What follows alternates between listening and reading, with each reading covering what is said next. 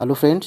देखिए फ्रेंड्स, अगर आप किसी भी एग्ज़ाम की तैयारी करते हैं तो सबसे पहले फ्रेंड्स आप जो है कि उस एग्ज़ाम्स के प्रीवियस ईयर का जो है कि एनालिसिस करना बहुत ही ज़रूरी होता है। ठीक है। तो फ्रेंड्स देखिए, हम लोग जो है कि एनसीईआरटी और एससीईआरटी आधारित साइंस, हिस्ट्री और ज्योग्राफी की प्रैक्टिस करते हैं। तो फ्रेंड्स देखिए, वो प्रैक्टिस सेट आपको डेली मिलती रहेगी जो आपको मिलती है। और यहाँ पर फ्रेंड्स देखिए, साथ साथ में हम लोग प्रीवियस ईयर के भी प्रश्नों को, यानी कि एक दिन में अब आपको 2 वीडियो मिला करेगी, जिसमें एक वीडियो में आपको एनसीईआरटी और एससीईआरटी आधारित प्रैक्टिस सेट मिला करेगा और दूसरी वीडियो में फ्रेंड्स आपको जो है कि साइंस, हिस्ट्री और ज्योग्राफी। तो आज जो है कि आपको पीआईटी टीआरई 1, टीआरई 2 और टीआरई 3 के प्रीवियस ईयर के प्रश्न और 6 to 8 के साइंस के प्रीवियस ईयर के प्रश्न मिलेंगे और प्रूफ के साथ में भी कि ये प्रश्न कहाँ से पूछे गए हैं। ठीक है। तो आपका जो है कि 6 to 8 में पूछा गया है। टीआरई 3 में जो री एग्ज़ाम हुआ था उसमें फ्रेंड्स 127 नंबर का प्रश्न देखिए क्या पूछा गया था। दो न्यूरॉन्स के बीच के अंतराल को क्या कहा जाता है। ठीक है। तो फ्रेंड्स देखिए, इसी के जो है कि इंग्लिश वाला में यहाँ पर मैं इसलिए लाया हूँ क्योंकि फ्रेंड्स इंग्लिश अगर आपको नहीं पता रहेगा तो फ्रेंड्स आप इस प्रश्न को सही नहीं कर पाएंगे। ठीक है। तो देखिए, दो न्यूरॉन्स के बीच के अंतराल को क्या कहा जाता है? तो अंतर ग्रंथ कहा जाता है। ऑप्शन नंबर ए तो बिल्कुल राइट आंसर है। ठीक है।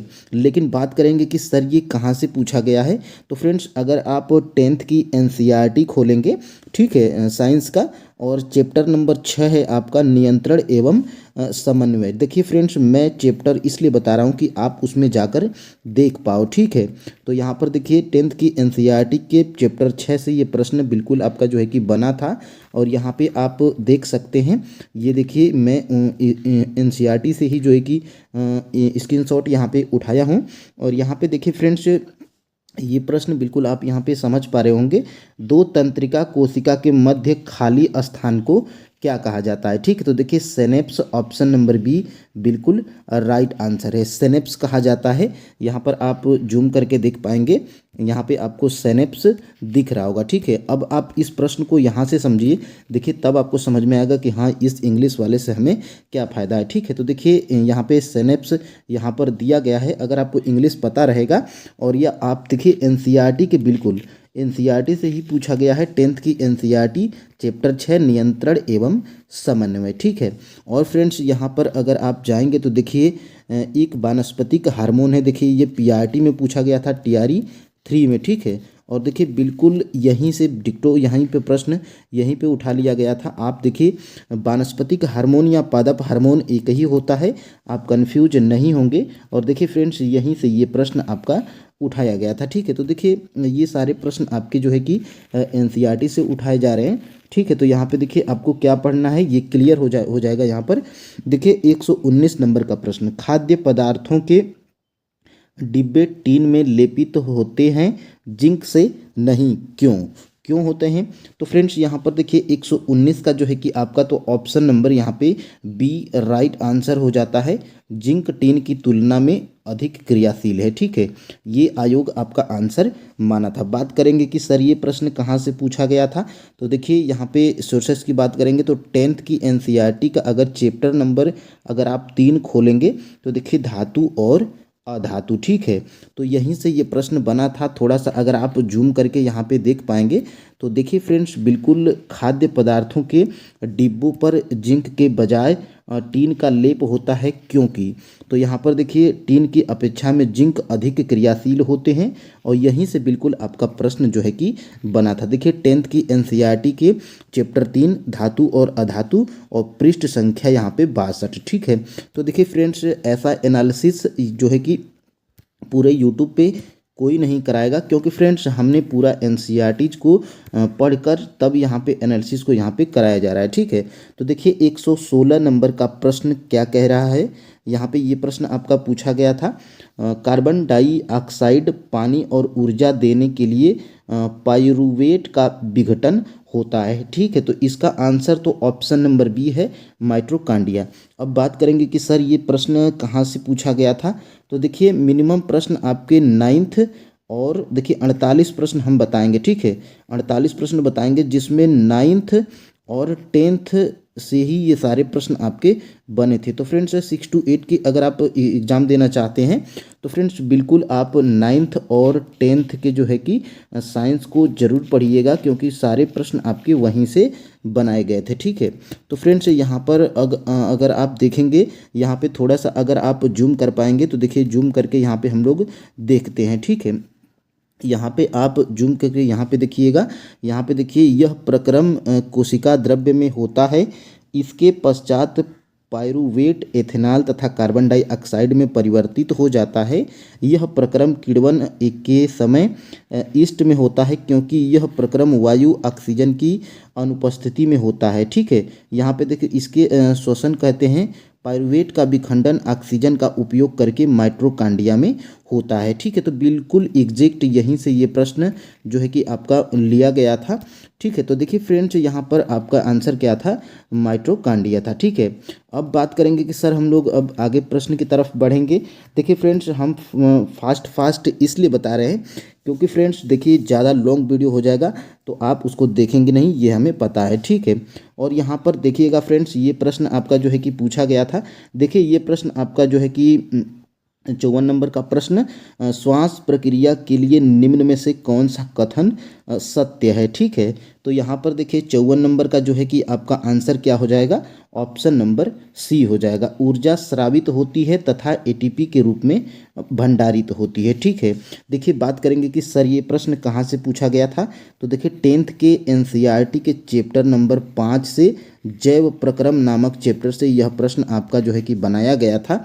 और यहाँ पे अगर आप जूम करके यहाँ पे आप देख पाइएगा तो यहाँ पर देखिए कोशिकीय श्वसन द्वारा मोचित ऊर्जा तत्काल ही एटीपी नामक अणु के संश्लेषण में प्रयुक्त हो जाती है। ठीक है, तो देखिए ये आपका जो है कि प्रश्न बिल्कुल एग्जैक्ट यहीं से उठाया गया था आपके 10th के एनसीईआरटी के चैप्टर नंबर 5 से। ठीक है, तो देखिए फ्रेंड्स टीआरई 4.0 की जो है कि वैकेंसीज लगभग आपकी अप्रैल और मई के आसपास ही होगी, तो आपके पास टाइम है। और टाइम है फ्रेंड्स, तो बिल्कुल हमने एनसीईआरटी बताया है। अगर आप लेना नहीं चाहते हैं तो आप जो है कि वीडियो के डिस्क्रिप्शन में जब जाएंगे तो फ्रेंड्स आपको वहाँ पे एक लिंक मिलेगा, और उस लिंक पे आप जब क्लिक करेंगे तो फ्रेंड्स वहाँ से आप सभी क्लास के एनसीईआरटीज को डाउनलोड कर पाइएगा। ठीक है, तो देखिए यहाँ पर 130 नंबर का प्रश्न, एक सीधे विद्युत धारावाही चालक के चारों ओर चुंबकीय क्षेत्र रेखाएं होती हैं। ठीक है, तो देखिए इसका आंसर तो आपका है ऑप्शन नंबर सी है, संकेंद्रित वृत्त है। लेकिन फ्रेंड्स बात करेंगे कि ये प्रश्न आपका जो है कि कहाँ से पूछा गया था। तो यहाँ पर आप देख पाइएगा 10th की एनसीईआरटी के चैप्टर नंबर 12 से, जिस चैप्टर का नाम है क्या, तो विद्युत धारा के चुंबकीय प्रभाव। ठीक है, अब फ्रेंड्स आप इसको अगर जूम कर पाइएगा तो यहाँ पे आप देख सकते हैं। यहाँ पर अगर आप जूम करके देखेंगे तो देखिए फ्रेंड्स यहाँ पर कहाँ पे यहाँ पे देख सकते हैं आप, यहाँ पे देखिए प्रवाहित चुंबकीय क्षेत्र से दूर घट जाता है। ठीक है, तो यहाँ पे विद्युत धारावाही चालक से दूर हट जाता है। यहाँ पे आप देख सकते हैं फ्रेंड्स, देखिए यहाँ पे देखिए उसके चारों ओर उत्पन्न चुंबकीय क्षेत्र को निरूपित करने वाले संकेंद्री वृत्तों का साइज बड़ा हो जाता है। ठीक है, तो संकेंद्री वृत्त यहाँ पे आपको दिख रहा होगा। तो फ्रेंड्स बिल्कुल ये प्रश्न आपका जो है कि एग्जैक्ट यहीं से उठाया गया था आपके 10th की एनसीईआरटी के चैप्टर नंबर 12 से। तो इसका आंसर क्या है, ऑप्शन नंबर सी है यहाँ पर। ठीक है, अब फ्रेंड्स हम लोग आगे बढ़ेंगे और यहाँ पे हम लोग देखेंगे, देखिए निम्नलिखित में से कौन सा नाइट्रोजन के सही इलेक्ट्रॉनिक विन्यास को दर्शाता है। ठीक है, तो इसका आंसर है ऑप्शन नंबर यहाँ पर सी है, 128 का। ठीक है, अब देखिए बात करेंगे कि सर ये प्रश्न आपका कहाँ से पूछा गया था। तो देखिए 10th की एनसीईआरटी के चैप्टर नंबर 3 से, जिस चैप्टर का नाम है धातु एवं अधातु। ठीक है, अब बात करेंगे कि सर इसको कहाँ पर यहाँ पे दिया गया है। तो यहाँ पे आप देख सकते हैं नाइट्रोजन के इलेक्ट्रॉनिक विन्यास यहाँ पर बिल्कुल एग्जैक्ट यहाँ पर दिया गया है, 7 होता है, और यहाँ पे 2 और 5 यहाँ पे आपको दिख रहा होगा।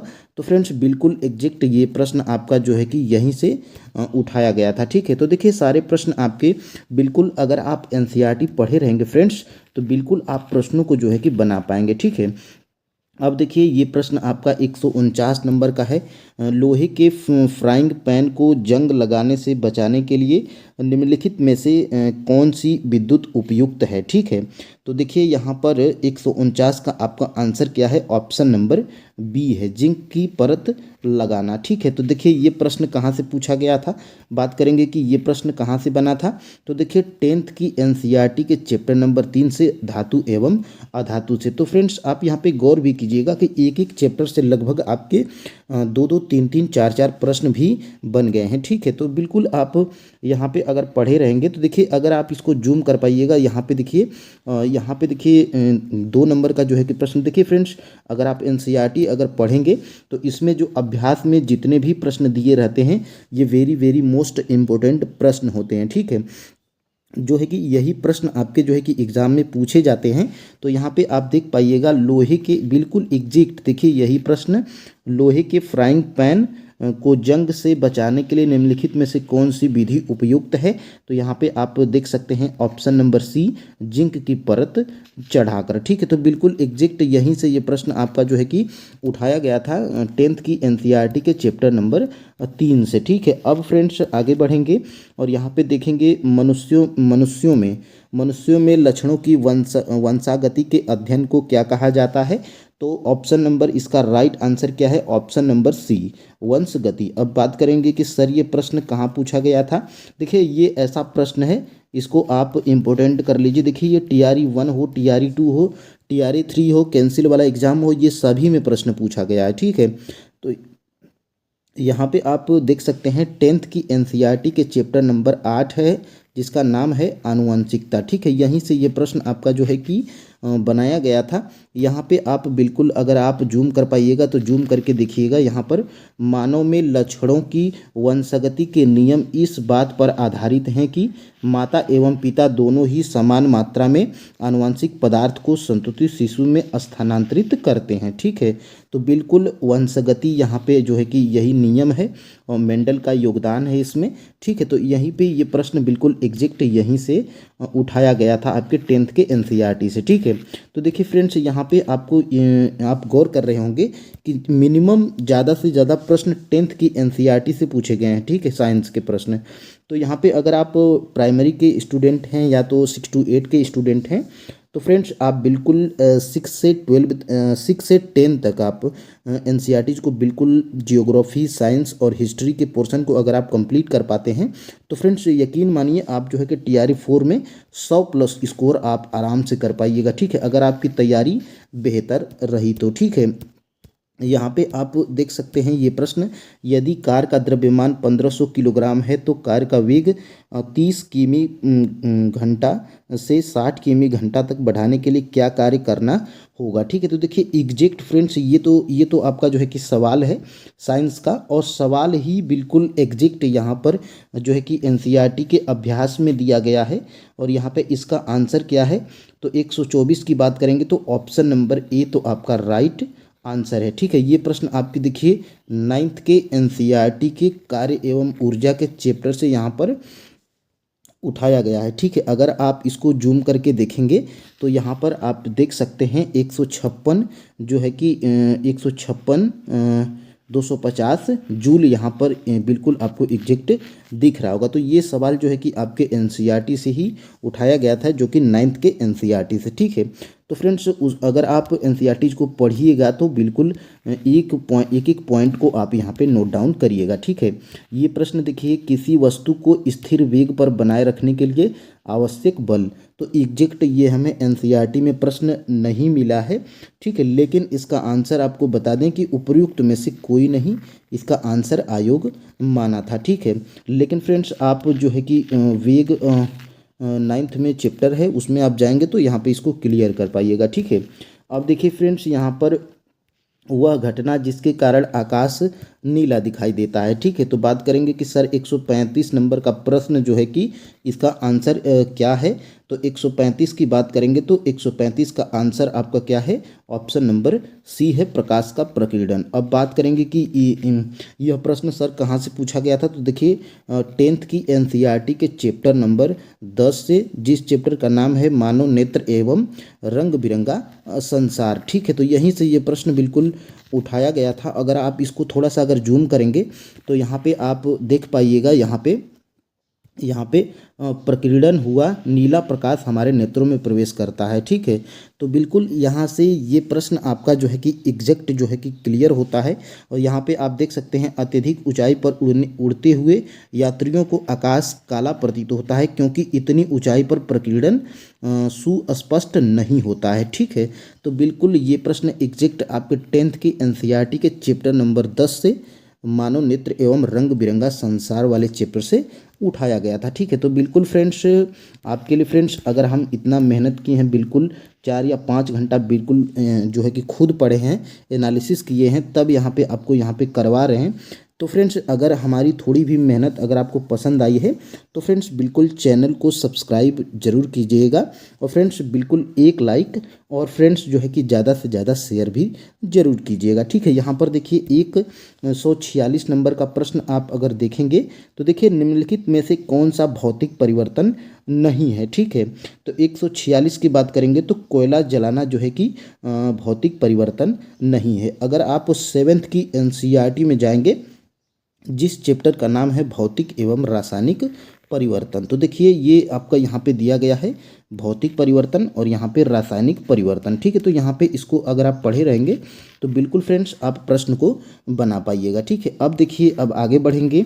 यहाँ पे फ्रेंड्स देखेंगे हम लोग 137 नंबर का प्रश्न, अस्थाई ऊतकों के बारे में निम्नलिखित में से कौन सा कथन सही है। ठीक है, तो देखिए यह प्रश्न का आंसर क्या है, ऑप्शन नंबर सी है, वे विभाजित करने की क्षमता खो देते हैं। ठीक है, देखिए ये प्रश्न बात करेंगे कि सर कहाँ से पूछा गया था।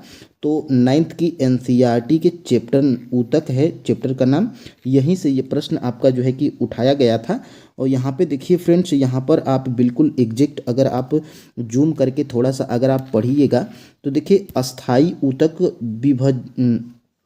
विभज्य योतक से बनते हैं, जो एक बार विभाजित होने की क्षमता खो देते हैं। इनको सरल तथा जटिल ऊतकों में वर्गीकृत किया जाता है। ठीक है, तो बिल्कुल फ्रेंड्स आपका यही प्रश्न यहीं से बना था, ये वाला 146 नंबर का 137 नंबर का प्रश्न। ठीक है, तो एग्जैक्ट फ्रेंड्स अगर आप एनसीईआरटी को पढ़िएगा तो लाइन बाय लाइन पढ़िएगा, और जो उसमें आपको इम्पोर्टेंट फैक्ट नज़र आए उसको आप अगर हाईलाइट कर लेते हैं, जो एक बार हाईलाइट करने के बाद बार बार आप जो हाईलाइट वाले को अगर रिवीजन करते हैं तो बिल्कुल फ्रेंड्स वही आपका नोट बन जाएगा। ठीक है, यहाँ पर देखिए 143 नंबर का प्रश्न, कैल्शियम हाइड्रोक्साइड का सामान्य नाम क्या है। ठीक है, तो इसका आंसर देखिए बुझा हुआ चूना है। बात करेंगे कि सर ये प्रश्न कहाँ से पूछा गया था।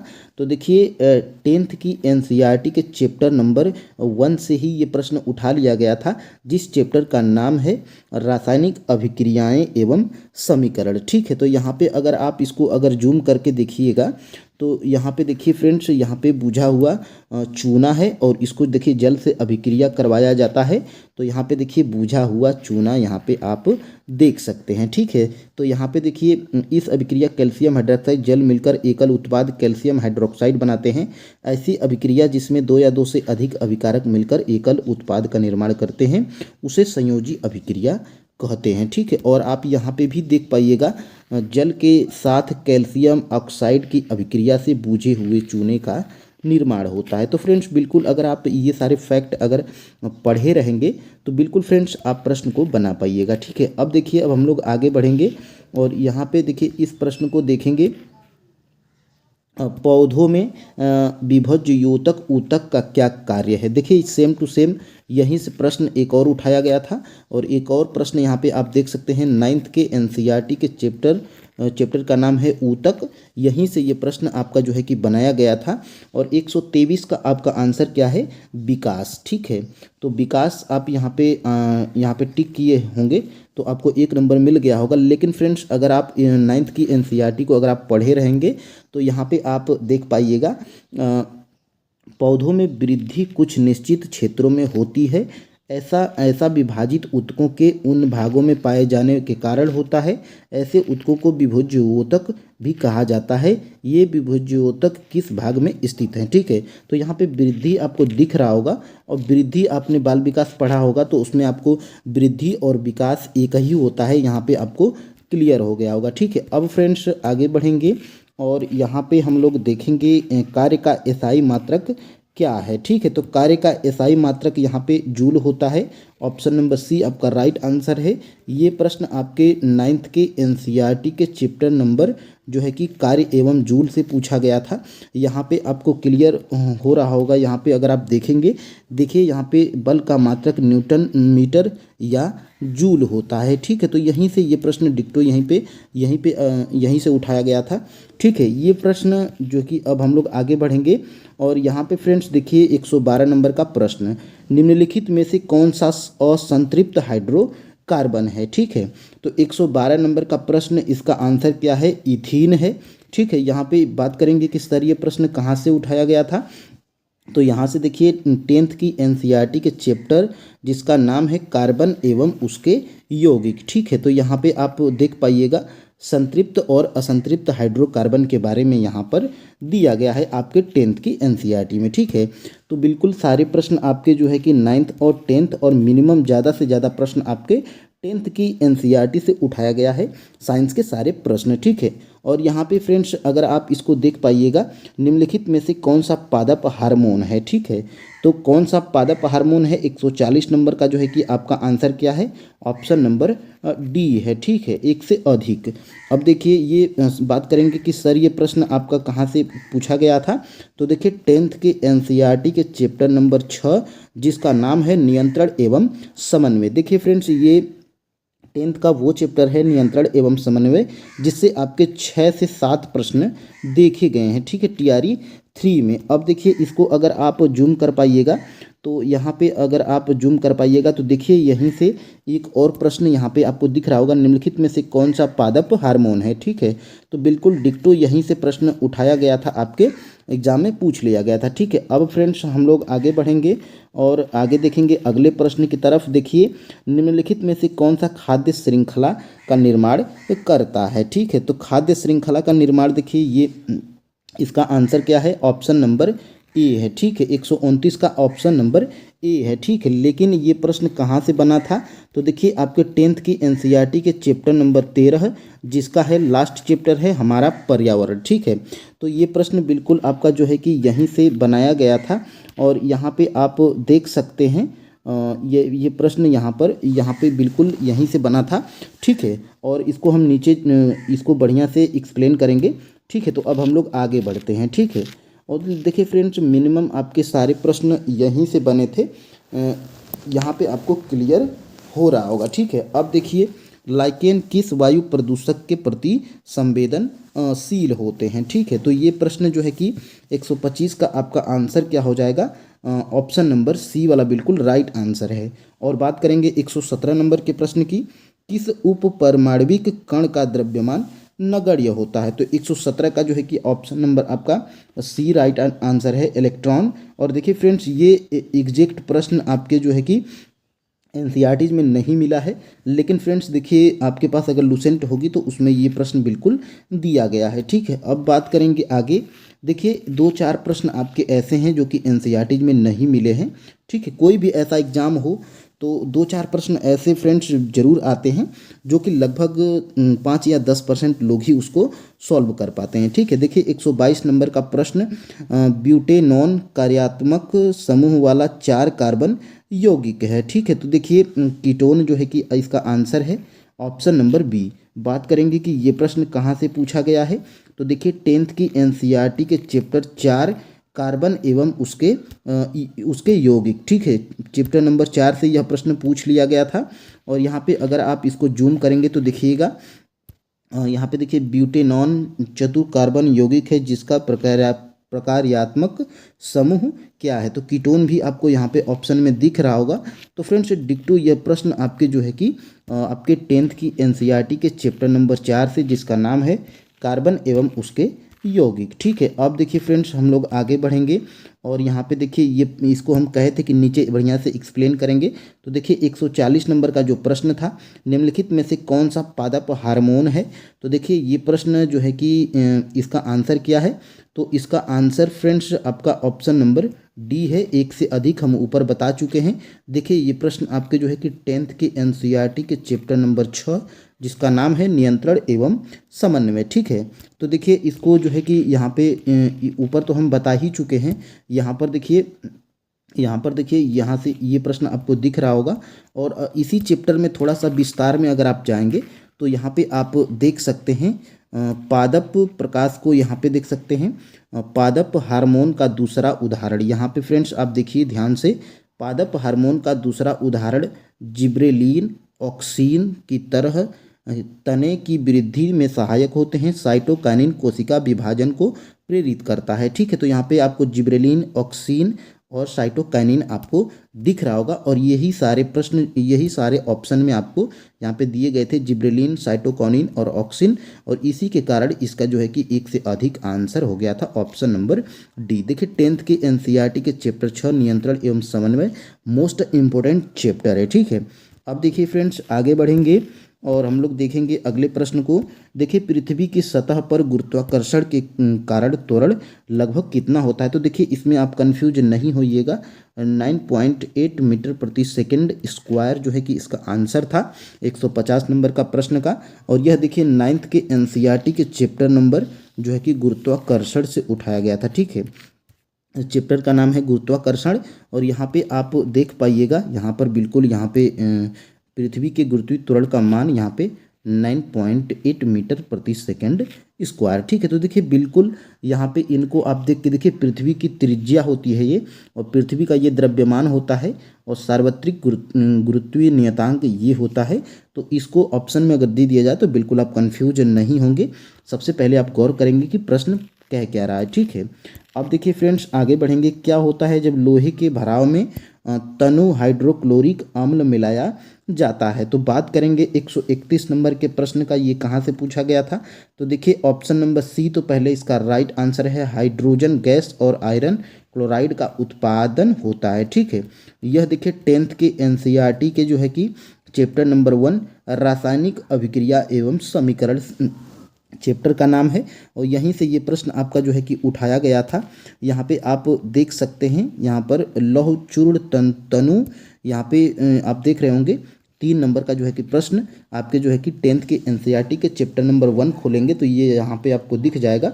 और यहाँ पे देखिए क्लोरीन गैस एवं आयरन, यहाँ पे देखिए ऑप्शन नंबर ए आपको दिख रहा होगा, ऑप्शन नंबर ए। ठीक है, तो देखिए option number A hydrogen gas एवं आयरन क्लोराइड बनता है। ठीक है, तो देखिए सारे प्रश्न जो है कि आपके एग्जैक्ट एनसीईआरटी से ही डायरेक्टली उठाए गए हैं। ठीक है, तो आपको यहाँ पे क्लियर हो रहा होगा फ्रेंड्स कि आपके सारे जो है कि प्रश्न एनसीईआरटी से ही बने हैं। ठीक है, देखिए कोशिका की खोज सर्वप्रथम किसने की थी। तो देखिए कोशिका की खोज की बात करेंगे तो आपको ये जो है कि सामान्य जनरल जैसे लूसेंट में मिल जाएगा।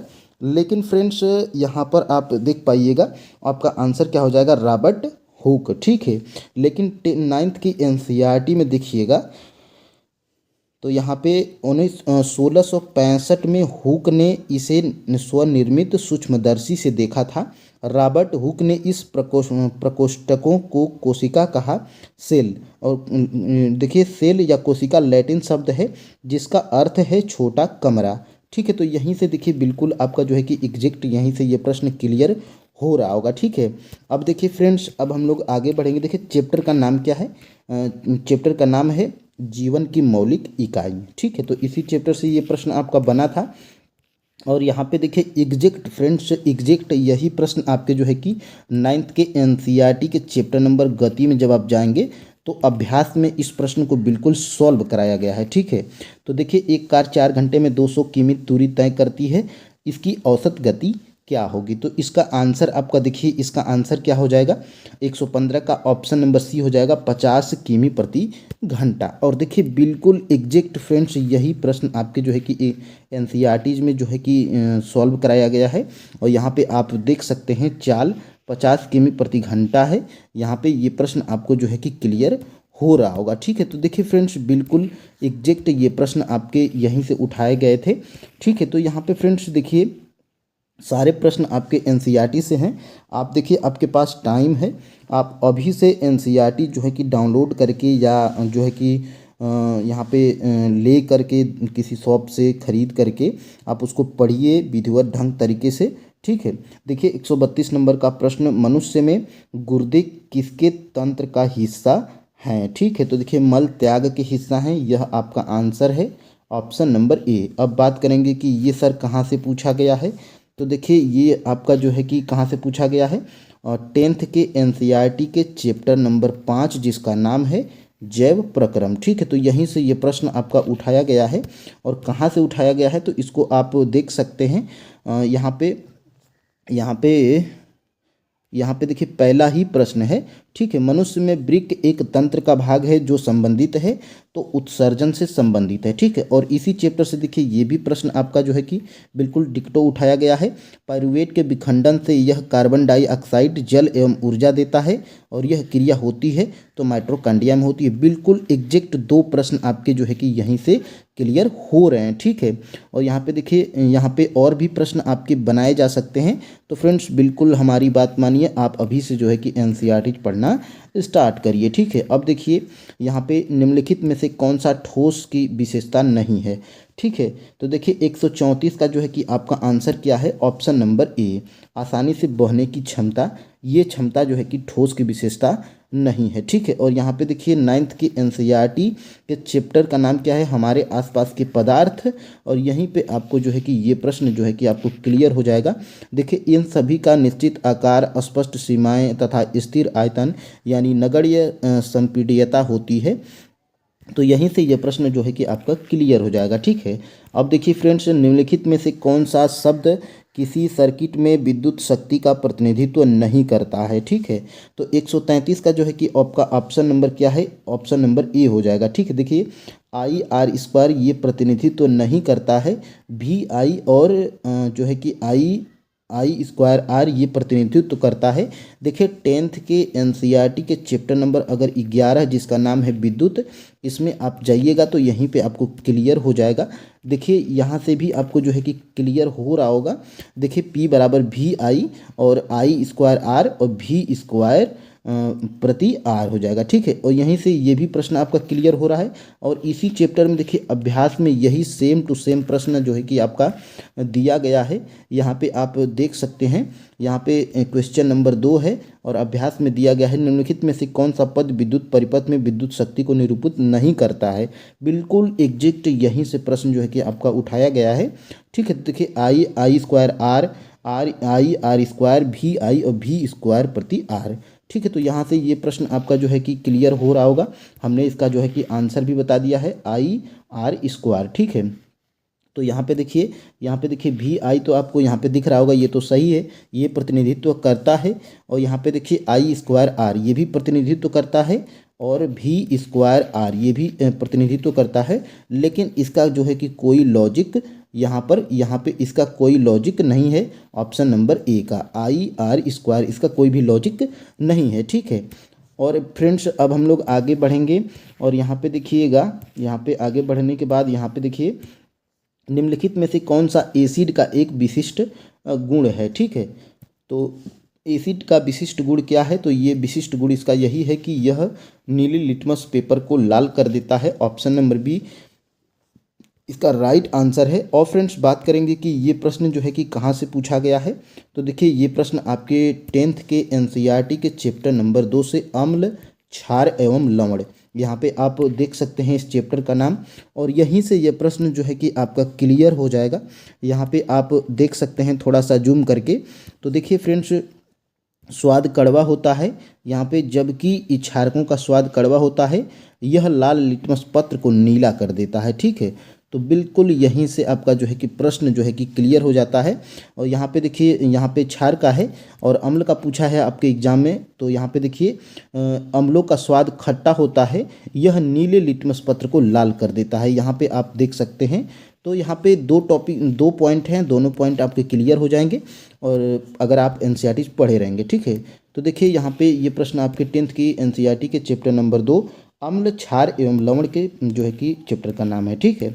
अब देखिए निम्नलिखित में से किसमें ध्वनि की गति अधिकतम होती है? तो ध्वनि की अधिकतम इसमें किसमें होती है? इस्पात होती है, इस्पात में, ठीक है।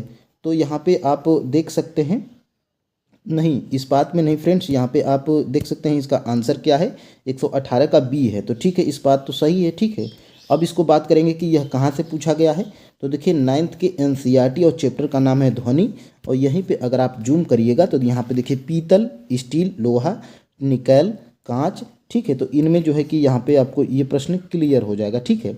यहाँ पे आप ध्वनि की तीव्रता चाल देख सकते हैं, तो यहाँ पे भी ये क्लियर हो रहा है, ठीक है। अब देखिए, अब हम लोग आगे बढ़ेंगे और यहाँ पे देखेंगे, यहाँ पे दो प्रश्नों को देखेंगे। देखिए निम्नलिखित में से कौन सी पर्यावरण अनुकूल प्रथाएं हैं, ठीक है।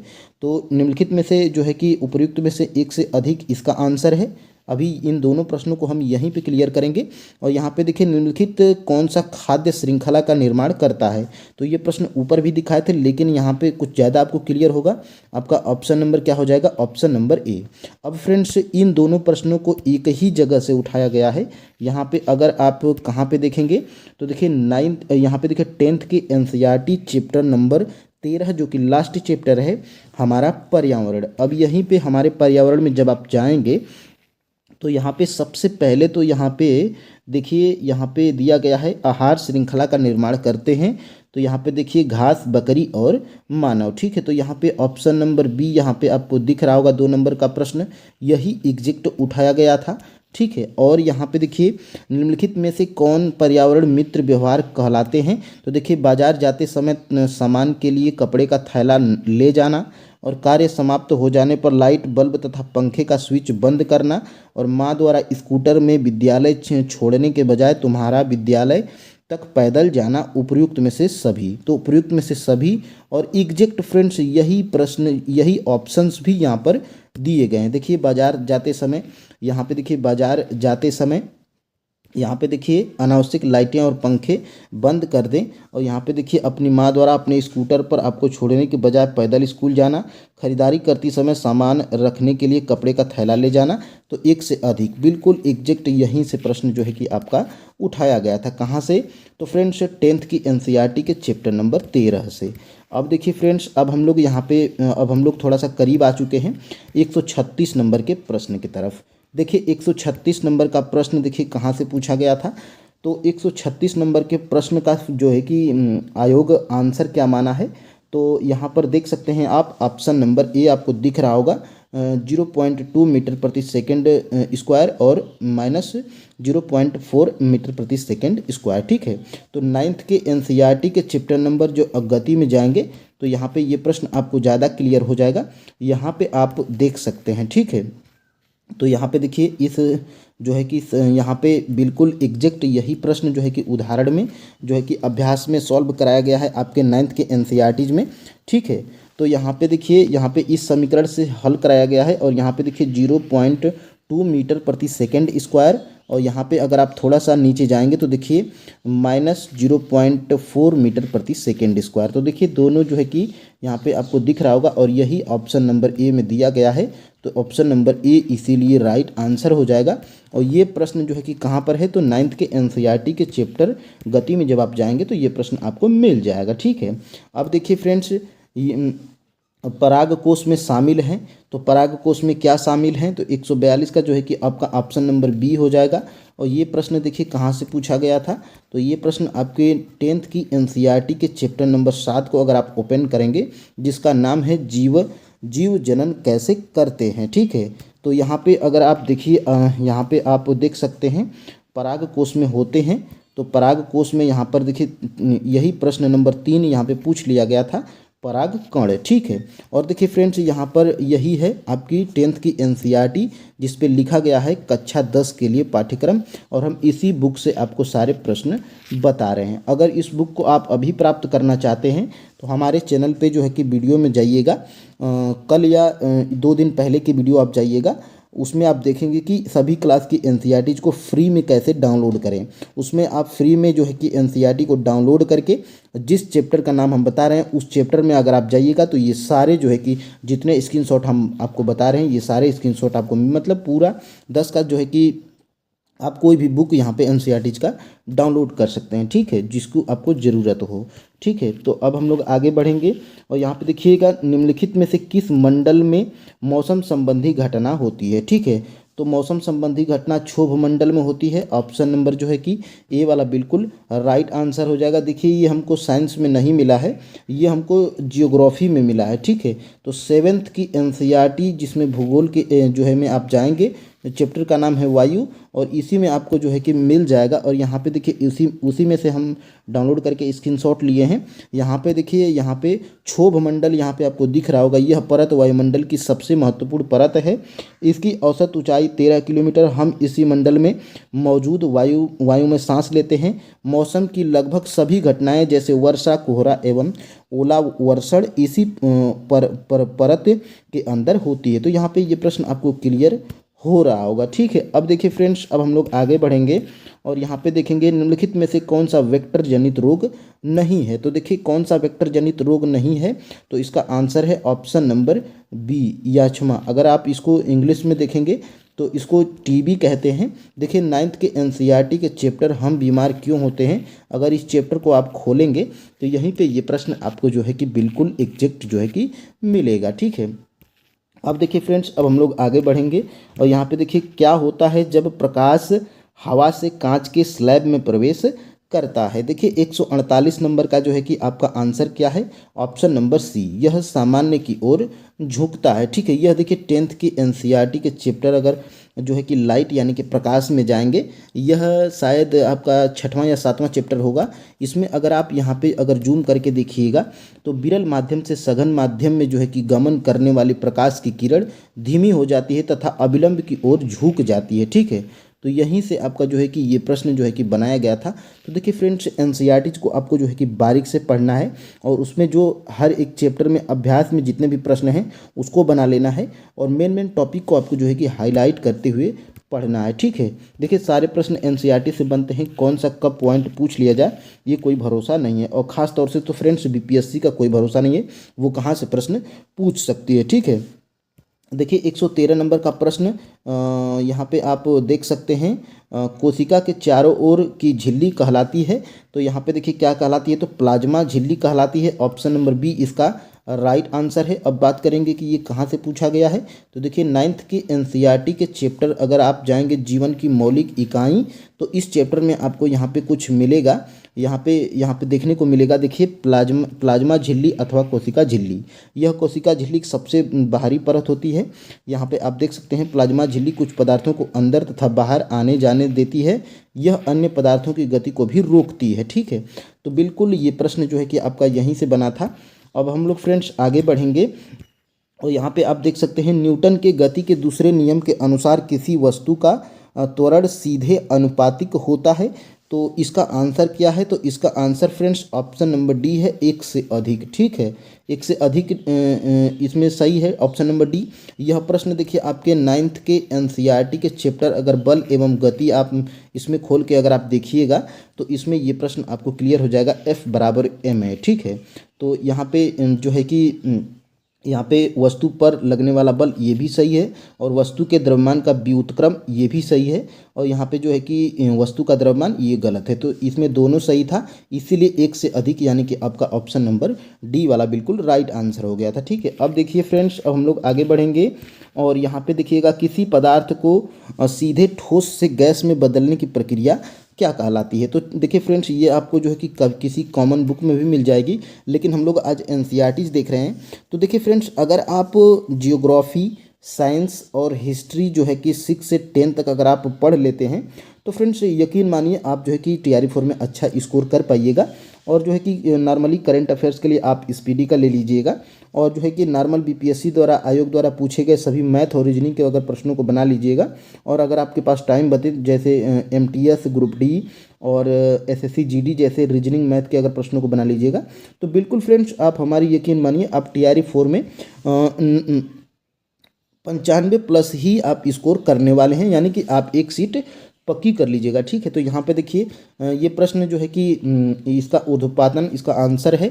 और यहाँ पे आप देख सकते हैं 9th के एनसीईआरटी के चैप्टर नंबर अगर आप जाएंगे हमारे आसपास के पदार्थ, तो यहाँ पे आप देख सकते हैं इस अवस्था में परिवर्तित हुए बिना ठोस अवस्था से सीधे गैस और वापस ठोस से बदलने की प्रक्रिया को ऊर्ध्वपातन कहा जाता है। ठीक है, तो यहीं से एग्जैक्ट प्रश्न आपका बना था।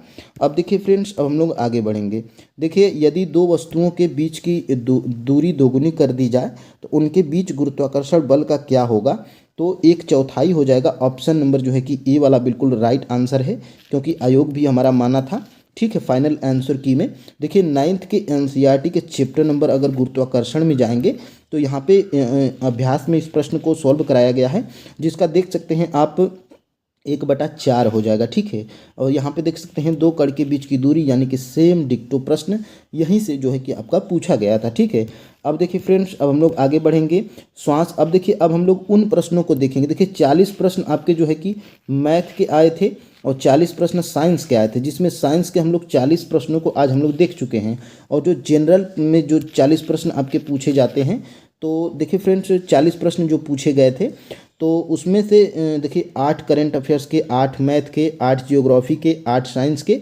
तो अब हम लोग 40 तो देख चुके हैं पूरे साइंस के। ठीक है, अब हम लोग उसी पेपर में से जो 8 नंबर पूछा था साइंस जनरल स्टडीज में, यानी कि जीके जीएस वाले पोर्शन में, तो अब हम लोग उन 8 जो है कि साइंस के प्रश्नों को देखेंगे। ठीक है, तो देखिए श्वास प्रक्रिया के लिए निम्न में से कौन सा सत्य है? तो ये हम ऊपर आपको दिखा चुके हैं। 10th की एनसीईआरटी के पेज नंबर 97 पे जाएंगे तो ये प्रश्न जो है कि आपको मिल जाएगा। देखिए, कोशिका श्वसन द्वारा मोचित ऊर्जा तत्काल एटीपी द्वारा नामिक संश्लेषित प्रयुक्त होती है।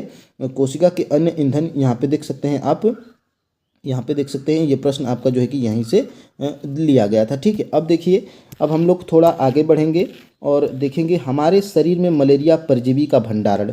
तो देखिए लूसेंट में भी दिया गया है और आपके जो है कि एनसीईआरटी में भी दिया गया है। अगर आप 12 की एनसीईआरटी बायोलॉजी में देखेंगे तो ये प्रश्न आपको मिल जाएगा। ठीक है, देखिए अब हम लोग आगे बढ़ेंगे और यहाँ पे देखेंगे निम्न में से कोलाइड नहीं है। ठीक है, तो ये प्रश्न देखिए यहाँ पे 9th के एनसीईआरटी से ही मिला था। ठीक है, तो इसका जो है कि आंसर जो है कि क्या हो जाएगा? तो इसका आंसर हो जाएगा फ्रेंड्स धुआं हो जाएगा। ठीक है, तो यहाँ पे ये प्रश्न आप देख सकते हैं। ठीक है, अब देखिए हम लोग आगे बढ़ेंगे। प्रकाश की ओर पौधों के झुकाव का मुख्य कारण क्या है? तो यहाँ पे देख सकते हैं आप, यहाँ पे इसका आंसर क्या है? ऑप्शन नंबर सी है। देखिए ये प्रश्न आपका जो है कि 10th की एनसीईआरटी के पेज नंबर 120 से उठाया गया था। अगर आप यहाँ पे थोड़ा सा अगर जूम करते हैं तो देखिए फ्रेंड्स, जूम करके हम इसलिए दिखा रहे हैं ताकि आपको भरोसा हो जाए। यहाँ पे आप देख सकते हैं, यहाँ पे पादप की ओर मुड़ता हुआ दिखाई देता है। ठीक है, तो यहाँ पे आप साइटोकिनिन विभाजित कोशिका, यहाँ पे आप आखिरी सांद्र कोशिकाओं में पादप प्रकाश की ओर मुड़ता हुआ दिखाई देता है। तो यहीं से ये प्रश्न जो है कि ये लाइन यहीं से बनी थी। अब फ्रेंड्स, अब हम लोग आगे बढ़ेंगे और हम लोग देखते हैं अगले प्रश्न को। देखिए, सड़क प्रकाश में उपयोग होने वाले बल्बों को जोड़ा जाता है, तो यहाँ पे कौन से क्रम में? तो यहाँ पे श्रेणी क्रम में जोड़ा जाता है। ठीक है, तो नियत रहती है। ठीक है, तो ये देखिए 10th के एनसीईआरटी से यह प्रश्न जो है कि 208 नंबर पेज से बनाया गया था। ठीक है, अब देखिए फ्रेंड्स, अब हम लोग आगे बढ़ेंगे और यहाँ पे हम लोग देख सकते हैं प्राकृतिक संसाधनों के संरक्षण के लिए अफ्रीकी सम्मेलन कब हुए थे? तो यहाँ पे आप देख सकते हैं 10th के अगर एससीईआरटी में जाएंगे तो ये प्रश्न 1968 में, यहाँ पर ये प्रश्न आपको जो है कि 1968 यहाँ पे दिख रहा होगा। तो ऑप्शन नंबर जो है कि सी वाला बिल्कुल राइट आंसर हो जाएगा। ठीक है, अब देखिए फ्रेंड्स, अब हम लोग आगे बढ़ेंगे और यहाँ पे देखिए मैग्नीज का उपयोग कहाँ किया जाता है? शायद फ्रेंड्स ये साइंस का प्रश्न है कि साइंस में भी है और जियोग्राफी में है, इसलिए हम साइंस के सभी प्रश्नों को करवा रहे हैं, तो इसीलिए इस प्रश्न को भी हम इसमें शामिल कर लिए हैं। ठीक है, तो मैग्नीज जो है कि इसका उपयोग क्या करने के लिए होता है? तो यहाँ पे आप देख सकते हैं कीटनाशक यहाँ पे इसका प्रयोग पेंट कीटनाशक दवाओं बनाने के लिए किया जाता है। ठीक है, यहाँ पे आप देख सकते हैं बैटरियों के निर्माण में, फोटोग्राफी, चमड़ा एवं माचिस उद्योग में। ठीक है, तो इसका आंसर क्या हो जाएगा, उपर्युक्त में से एक से अधिक इसका आंसर हो जाएगा। ठीक है, अब देखिए फ्रेंड्स, अब हम लोग आगे बढ़ेंगे और यहाँ पे तो फ्रेंड्स देखिए आपके हम पूरे जो है कि 40+8 यानी कि टोटल हम लोग 48 प्रश्नों का जो है कि एनालिसिस किए हैं, जिसमें हम 48 प्रश्नों को दिखाए हैं। ये 6 to 8 का पेपर है, आप कंफ्यूज नहीं होंगे। ठीक है, देखिए यहाँ पे सभी प्रश्नों को आप देख चुके हैं। ठीक है, तो फ्रेंड्स इसमें आपको क्लियर हो रहा होगा कि अब हमें TRE 4 के लिए कहाँ पढ़ना है। देखिए आप कंफ्यूज नहीं होंगे, ये सारे हम यही पेपर था आपका। यहाँ पे BPSC TRE 3 री exam 6 to 8 math and science का पेपर था। ठीक है, जिसमें साइंस के 40 और +8 यानी कि 48 प्रश्नों का हम लोग फुल एनालिसिस किए हैं। ठीक है, देखिए हिंदी में भी आप यहाँ पे देख सकते हैं भाषा सामान्य अध्ययन, तो सामान्य अध्ययन में के 8 प्रश्नों का एनालिसिस, और फ्रेंड्स जिसमें गणित तथा विज्ञान, तो विज्ञान के हम लोग 40 प्रश्न, यानी कि टोटल हम लोग 48 प्रश्नों का जो है कि एनालिसिस किए हैं। तो फ्रेंड्स देखिए रहिएगा, यहाँ पर देखिए 120 नंबर का प्रश्न है। देखिए फ्रेंड्स, इस वीडियो को अगर आप लास्ट तक देख लेते हैं तो ये आपको जो है कि क्लियर हो जाएगा कि आपको जो है कि साइंस के लिए हमें PRT के लिए या 6 to 8 के लिए कहाँ से पढ़ना है और किन चीज़ों को जो है कि सटीक चीज़ों को पढ़ के हम लोग साइंस में अच्छा स्कोर कर सकते हैं। देखिए फ्रेंड्स, मैं ये जो सोर्स आपको बताऊंगा बिल्कुल ऑथेंटिक बताऊंगा। और फ्रेंड्स देखिए यहाँ पे 120 नंबर का प्रश्न है, वाहनों के साइडों में ट्रैफिक देखने के लिए किस प्रकार के दर्पण का उपयोग किया जाता है। तो फ्रेंड्स वाहनों के साइडों में ट्रैफिक देखने के लिए किस प्रकार के दर्पण का उपयोग किया जाता है। तो फ्रेंड्स उत्तल जो है कि दर्पण का उपयोग किया जाता है वाहनों के साइडों में ट्रैफिक देखने के लिए। तो फ्रेंड्स ऑप्शन नंबर यहाँ पर बी बिल्कुल राइट आंसर हो गया। अब देखिए ये TRE 3.0 री एग्ज़ाम PRT का प्रश्न है और इसका सोर्स कहाँ से है और कहाँ से प्रश्न पूछा जा रहा है। तो देखिए फ्रेंड्स, सबसे पहले आप जो है कि देखिए यहाँ से ये क्लास 10th की NCERT है और क्लास 10th की NCERT है। और फ्रेंड्स प्रकाश परावर्तन तथा अपवर्तन, देखिए प्रकाश परावर्तन तथा अपवर्तन चैप्टर है और इस चैप्टर का नाम क्या है, तो चैप्टर नंबर 9 है प्रकाश परावर्तन तथा अपवर्तन। और यहाँ से देखिए यहीं से ये प्रश्न पूछा गया था। मैं TRE 3.0 PRT भी लिखा हूँ। देखिए उत्तल दर्पणों के उपयोग, देखिए उत्तल दर्पणों का उपयोग सामान्यतः वाहनों के पश्च दृश्य, यहाँ से देखिए पश्च दृश्य दर्पणों के रूप में किया जाता है। ये दर्पण वाहनों के पार्श्वों में लगे होते हैं, पार्श्व मतलब पीछे लगे होते हैं और इनमें ड्राइवर अपने पीछे के वाहनों को देख सकते हैं जिससे वे सुरक्षित रूप से वाहन चला सकें। उत्तल दर्पणों को इसलिए प्राथमिकता दी जाती है क्योंकि ये सदैव सीधा प्रतिबिंब बनाते हैं। यद्यपि वह छोटा होता है, इनका दृष्टि क्षेत्र भी बहुत अधिक होता है क्योंकि ये बाहर की ओर वक्रित होते हैं। तो यहाँ से यहीं से ये जो है कि प्रश्न आपका पूछा गया था। देखिए फ्रेंड्स, अगर आप भी PRT के स्टूडेंट हैं और आपका 1 या 2 नंबर से सिलेक्शन रह गया है तो ये वीडियो देखकर आप शॉक हो जाएंगे कि इतने सारे प्रश्न जो है कि इतने ही जो है कि कम सोर्स में पूछे गए हैं। और यहाँ से देखिएगा 94 नंबर का प्रश्न, देखिए सारे क्वेश्चंस पेपर PRT के फाइनल आंसर की के साथ में हमारे टेलीग्राम चैनल पर अवेलेबल है, वहाँ से फ्रेंड्स आप डाउनलोड कर लीजिएगा। और यहाँ से देखिए निम्नलिखित में से किसमें टंगस्टन का प्रयोग किया जाता है, यानी कि टंगस्टन का प्रयोग किसमें किया जाता है, तो विद्युत बल्ब में जो है कि टंगस्टन का प्रयोग किया जाता है। यहाँ से हमारा राइट आंसर क्या है, ऑप्शन नंबर बी है। और यहाँ से इसका जो है कि सोर्स कहाँ से है, ये कहाँ से पूछा गया है, तो फ्रेंड्स देखिए क्लास 10th की NCERT में ही चैप्टर नंबर है कौन सा, तो चैप्टर नंबर है हमारा फ्रेंड्स 11 जिसका नाम है विद्युत। और इसी जो है कि चैप्टर से ये पूछा गया है। यहाँ पर आप जो है कि देख पा रहे होंगे मैं यहाँ पे लिखा भी हूँ TRE 3.0 PRT, यानी कि यहाँ से देखिए विद्युत बल्बों के तंतुओं के निर्माण में तो एकमात्र टंगस्टन का ही उपयोग किया जाता है, एक सोर्स यहाँ से। और फ्रेंड्स देखिए इसी चैप्टर में जब आप जाएंगे थोड़ा सा नीचे तो यहीं से थोड़ा सा नीचे जब आप जाएंगे इसी चैप्टर में, देखिए यही चैप्टर है विद्युत, यहाँ पे आपको दिख रहा होगा। इसी चैप्टर में अगले पेज पे जब आप जाएंगे तो फ्रेंड्स बिल्कुल यहीं से ये प्रश्न जो है कि पूछा गया था। यहाँ से जब आप थोड़ा सा नीचे जब आप जाएंगे तो देखिएगा, बल्ब के तंतुओं को बनाने के लिए टंगस्टन का उपयोग किया जाता है। तो यहाँ पे मैं TI 3.0 PIT भी लिखा हूँ और यहीं से जो है कि ये प्रश्न पूछा गया था। और बिल्कुल फ्रेंड्स क्लास 10th की NCERT से ही मैं एक बार यहाँ से आपको क्लियर कर दूँ कि फ्रेंड्स क्लास 9th और क्लास 10th से ही ये सारे चैप्टर, ये सारे प्रश्न आपके मिल गए हैं। तो आपको जो है कि साइंस के लिए क्या पढ़ना है, क्लास 9th की NCERT और क्लास 10th की NCERT।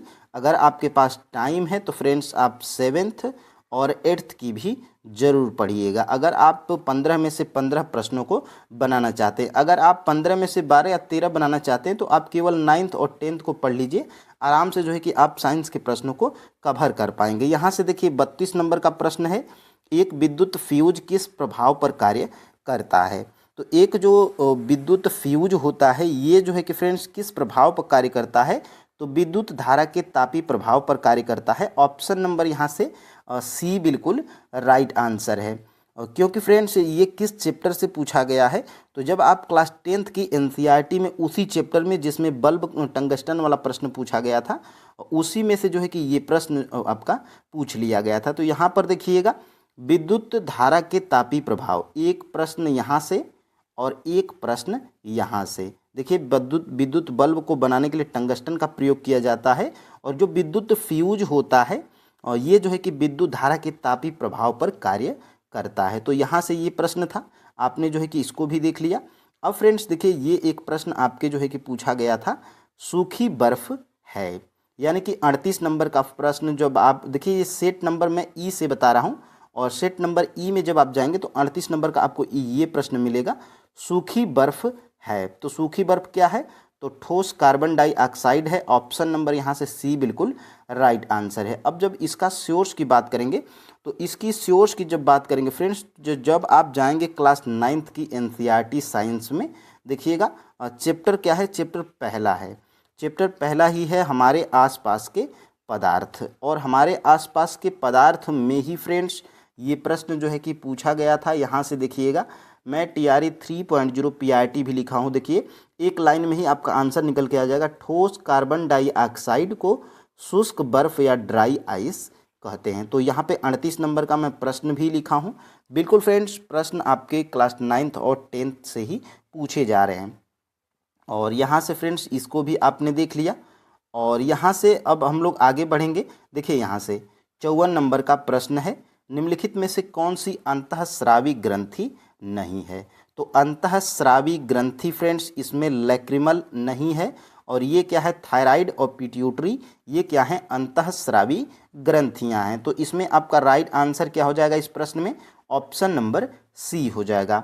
अब बात करेंगे कि सर ये प्रश्न कहाँ से पूछा गया है, तो ये सबसे पहले कौन से नंबर का प्रश्न है, तो देखिएगा ये 54 नंबर का प्रश्न है और क्लास 10th की NCERT में जब आप जाएंगे चैप्टर नंबर 6, चैप्टर नंबर 6 क्या है, नियंत्रण एवं समन्वय। देखिए फ्रेंड्स नियंत्रण एवं समन्वय, और इसी जो है कि चैप्टर में से ये यहाँ पर देखिए बिल्कुल ग्राफ बना के दिया गया। देखिए अंतःस्रावी ग्रंथि, अंतःस्रावी ग्रंथि में क्या है, पिट्यूटरी है और थायराइड है, और दोनों ऑप्शंस आपके ये दिए गए थे तो ये है। और तीसरा वाला जो लैक्रिमल है वो फ्रेंड्स आपका जो है कि बहिर यानी कि बाह्य ग्रंथि है। तो यहीं से आपका जो है कि राइट आंसर निकल के आ जा रहा है। बिल्कुल आपको वहाँ पे अगर अच्छा तरीका से नहीं दिख पा रहा होगा तो यहाँ पर देखिए मैं उसी चैप्टर को NCERT के PDF डाउनलोड करके यहाँ पर देखिए नियंत्रण एवं समन्वय, और यहाँ से फ्रेंड्स देखिएगा यहाँ से अंतःस्रावी ग्रंथि, अंतःस्रावी ग्रंथि में देखिएगा पिट्यूटरी है और थायराइड है। बिल्कुल यहीं से जो है कि आप थायराइड और पिट्यूटरी देखिए दोनों क्या हैं, अंतःस्रावी ग्रंथियां हैं। और आपके प्रश्न में क्या पूछा गया था, निम्न में से कौन सा अंतःस्रावी ग्रंथि नहीं है, तो फ्रेंड्स इसमें लैक्रिमल जो है कि अंतःस्रावी ग्रंथि नहीं है। तो यहाँ से ये प्रश्न का आंसर भी आपको मिल गया है। और अब हम लोग बढ़ेंगे 129 नंबर का प्रश्न। देखिए क्या पूछा गया है, 129 नंबर का प्रश्न देखिए, प्राचीन भारतीय धातुकर्म का आश्चर्य लौह स्तंभ स्थित है। अब आप इसको कहेंगे कि ये स्टैटिक जीके है या ये प्रश्न साइंस से नहीं पूछा गया है, तो इसको भी मैं प्रूफ के साथ में दिखाऊंगा। देखिए, प्राचीन जो भारतीय धातुकर्म का आश्चर्य लौह स्तंभ है, ये कहाँ पर है, तो ये दिल्ली में है। दिल्ली में है फ्रेंड्स। ऑप्शन नंबर बी बिल्कुल राइट आंसर हो जाएगा। और जब आप फ्रेंड्स जाएंगे क्लास 10th की एनसीईआरटी में चैप्टर नंबर 3 में, तो चैप्टर नंबर 3 क्या है, धातु एवं अधातु। यहाँ पर देखिएगा धातु एवं अधातु। और देखिए इसी जो है कि चैप्टर में यहाँ पे दिल्ली स्थित लौह स्तंभ के बारे में दिया गया है, तो यहीं से आपका राइट आंसर निकल के आ जा रहा है। इसका जो है कि इस चैप्टर में दिल्ली स्थित लौह स्तंभ का जिक्र क्यों किया गया है, देखिए लगभग 1600 वर्ष पूर्व भारत के लौह कर्मियों ने दिल्ली में एक लौह स्तंभ बनाया। उन्होंने जंग से लोहे को बचाने के लिए एक विधि विकसित की। इस स्तंभ की जंगता से प्रतिरोधकता का अवलोकन विश्व के कई वैज्ञानिक कर चुके हैं। यह स्तंभ कुतुब मीनार के निकट है स्थित है। यह लौह स्तंभ 8 मीटर ऊंचा है और भार कितना है, तो 6 टन है। तो यहाँ से भी प्रश्न आपका बन सकता है, क्योंकि फ्रेंड्स जो दिल्ली स्थित लौह स्तंभ है इसमें जंग नहीं लगता है, और इसी के कारण जो है कि धातु एवं अधातु में चैप्टर में ये प्रश्न दिया गया है। तो बिल्कुल फ्रेंड्स यहाँ से ये प्रश्न था। और यहाँ से फ्रेंड्स 138 नंबर के प्रश्न की बात जब करेंगे हम लोग, तो निम्नलिखित में से नीले लिटमस को लाल में बदल देगा, यानी कि जो नीले लिटमस को लाल कर देगा वो क्या कहलाता है, तो वो फ्रेंड्स अम्ल कहलाता है। तो अम्ल कहलाता है, तो अम्ल इसमें क्या है, तो अम्ल फ्रेंड्स इसमें सिरका है। तो आपका राइट आंसर भी क्या हो जाएगा, सिरका हो जाएगा। ऑप्शन नंबर यहाँ से बी बिल्कुल राइट आंसर है। और इसके प्रूफ की अगर बात करेंगे, तो जब आप जाएंगे क्लास 10th की एनसीईआरटी के चैप्टर नंबर 2 में, चैप्टर नंबर 2 क्या है फ्रेंड्स, तो देखिएगा अम्ल क्षारक एवं लवण है। और अम्ल क्षारक एवं लवण है। और यहाँ से देखिएगा बिल्कुल यहाँ से दिया गया है, देखिए सिरका, मैं यहाँ पे TRE 3.0 भी लिखा हूँ। देखिए सिरका क्या है, तो सिरका एक अम्ल है, ठीक है, सिरका अम्ल है। और अम्ल क्या करता है, तो नीले लिटमस पत्र को लाल कर देता है। तो यहाँ से ये प्रश्न जो है कि बना था। देखिए चैप्टर नंबर 2 है अम्ल क्षारक एवं लवण। और यहाँ से देखिएगा बिल्कुल नींबू पानी सिरका एवं बेकिंग सोडा का विलयन। और यहाँ से देखिए अम्लों का स्वाद खट्टा होता है और सिरका का भी स्वाद खट्टा होता है, इसलिए फ्रेंड्स सिरका क्या है, अम्ल है। और ये अम्ल क्या करता है, यह नीले लिटमस पत्र को लाल कर देते हैं। तो यहाँ से इस प्रश्न का आपका आंसर निकल के आ गया है। अब देखिए फ्रेंड्स आगे हम लोग बढ़ेंगे और 87 नंबर के प्रश्न की तरफ हम लोग बढ़ेंगे। 87 का देखिए, मानव आँख की फोकस दूरी में परिवर्तन निम्नलिखित में से किसके कारण होता है, यानी कि जो मानव नेत्र होता है उसमें जो फोकस दूरी में परिवर्तन किस किस चीज़ के कारण होता है, तो वो होता है फ्रेंड्स सिलियरी मसल्स के कारण जो है कि मानव नेत्र की फोकस दूरी में परिवर्तन देखने को मिलता है, घटती है या बढ़ती है। तो यहाँ से आपका राइट आंसर क्या है, ऑप्शन नंबर सी है। अब बात करेंगे इस प्रश्न के प्रूफ की। तो देखिएगा जब आप जाएंगे क्लास 10th की एनसीईआरटी में चैप्टर नंबर 10, चैप्टर नंबर 10 क्या है, तो देखिएगा यहाँ से चैप्टर नंबर हमारा 10 है मानव नेत्र तथा रंग बिरंगा संसार। और इस चैप्टर से देखिए बहुत सारे प्रश्न आपके पूछे गए हैं। और यहाँ से देखिएगा समंजन क्षमता, समंजन क्षमता में देखिए पश्चमाभी पेशियाँ सिकुड़ जाती हैं, इससे अभिनेत्र लेंस की वक्रता जो है कि बढ़ जाती है। अभिनेत्र लेंस अब मोटा हो जाता है, परिणाम स्वरूप अभिनेत्र लेंस की फोकस दूरी घट जाती है। यानी कि पश्चमाभी पेशियों के द्वारा जो है कि फोकस दूरी में परिवर्तन देखने को मिलता है। और पश्चमाभी पेशियाँ होता क्या है फ्रेंड्स, तो ये हिंदी है और इसको इंग्लिश में ही इसी पश्चमाभी पेशियों को सिलियरी मसल्स भी हम लोग कहते हैं।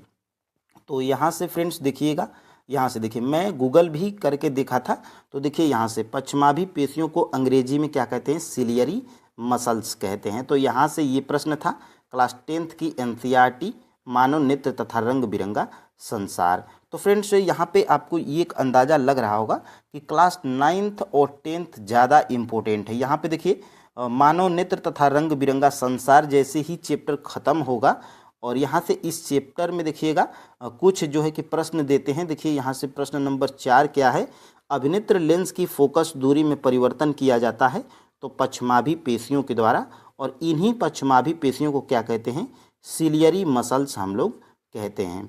तो सिलियरी मसल्स हम लोग कहते हैं, ठीक है। तो यहाँ से ये प्रश्न जो है कि आपका मिल गया है। अब देखिए फ्रेंड्स, यहाँ से निम्नलिखित में से कौन सा एक वानस्पतिक हार्मोन है, यानी कि इनमें से वानस्पतिक हार्मोन कौन सा है। तो फ्रेंड्स, इसका जो है कि राइट आंसर क्या हो जाएगा, ऑप्शन नंबर ए हो जाएगा। साइटोकाइनिन क्या है, एक वानस्पतिक हार्मोन है। ऑप्शन नंबर यहाँ पर ए बिल्कुल राइट आंसर हो जाएगा। अब बात करेंगे हम लोग इस प्रश्न के सोर्स की। तो देखिएगा यहाँ से जब आप जाएंगे क्लास 10th की एनसीईआरटी में चैप्टर नंबर 6 है। चैप्टर नंबर 6 क्या है, नियंत्रण एवं समन्वय। देखिएगा फ्रेंड्स, यहाँ से पहला प्रश्न क्या दिया गया है इस चैप्टर में अभ्यास में। देखिएगा, निम्नलिखित में से कौन सा पादप हार्मोन है, और पादप हार्मोन में देखिएगा क्या है, साइटोकाइनिन है। ऑप्शन नंबर यहाँ से डी बिल्कुल राइट आंसर। देखिए TRE 3.0 में PYQ भी लिखा हूँ, जो कि PIT में पूछा गया था। और बात करेंगे और इसी चैप्टर में, तो देखिएगा यहाँ से नियंत्रण एवं समन्वय है, और नियंत्रण एवं समन्वय में ही देखिएगा यहाँ से पादप हार्मोन का दूसरा जो है कि उदाहरण क्या है, जिब्रेलिन है, जो ऑक्सिन की तरह तने की वृद्धि में सहायक होते हैं, और साइटोकाइनिन कोशिका विभाजन में प्रेरित होता है। यानी कि साइटोकाइनिन क्या है, पादप हार्मोन है। अब देखिएगा और ऑप्शंस की बात करेंगे तो देखिएगा यहाँ से जंतु हार्मोन, और जंतु हार्मोन में क्या है, तो यहाँ से देखिएगा यहाँ से एस्ट्रोजन, मादा में जो है कि एस्ट्रोजन का स्रावण किसके द्वारा होता है, तो एस्ट्रोजन के द्वारा यहाँ पे होता है। अब देखिए फ्रेंड्स, यहाँ से ये प्रश्न जो है कि पूछा गया था, और देखिए मादा में, यानी कि फ्रेंड्स ये एस्ट्रोजन क्या है, तो ये जंतु हार्मोन है, और साइटोकाइनिन क्या है, तो पादप हार्मोन है। और यहाँ से और बात करेंगे तो देखिए यहाँ से इंसुलिन, और इंसुलिन के कारण जो है कि हमें क्या होता है, तो मधुमेह रोग होता है, और मधुमेह रोग को हम लोग क्या कहते हैं, यानी कि हम लोग जो है कि शुगर के नाम से जानते हैं।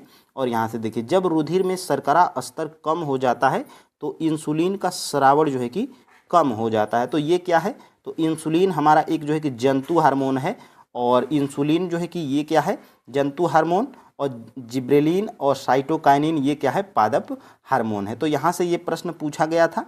अब देखिए फ्रेंड्स, यहाँ से ओजोन O3 के बारे में कुछ तथ्य हैं, यानी कि 41 नंबर का प्रश्न। तो इसका जो है कि राइट आंसर क्या है, जो है कि आयोग ऑप्शन नंबर ई माना था, और बिल्कुल सही है ऑप्शन नंबर ई। अब देखिए ओजोन O3 के बारे में जब आप जाएंगे फ्रेंड्स, यहाँ से ओजोन O3 के बारे में जब आप यहाँ पे जाएंगे क्लास 10th की एनसीईआरटी में, जब चैप्टर नंबर लास्ट है हमारा पर्यावरण, और हमारे पर्यावरण चैप्टर में क्या दिया गया है, ओजोन O3 के बारे में यहाँ पर दिया गया है।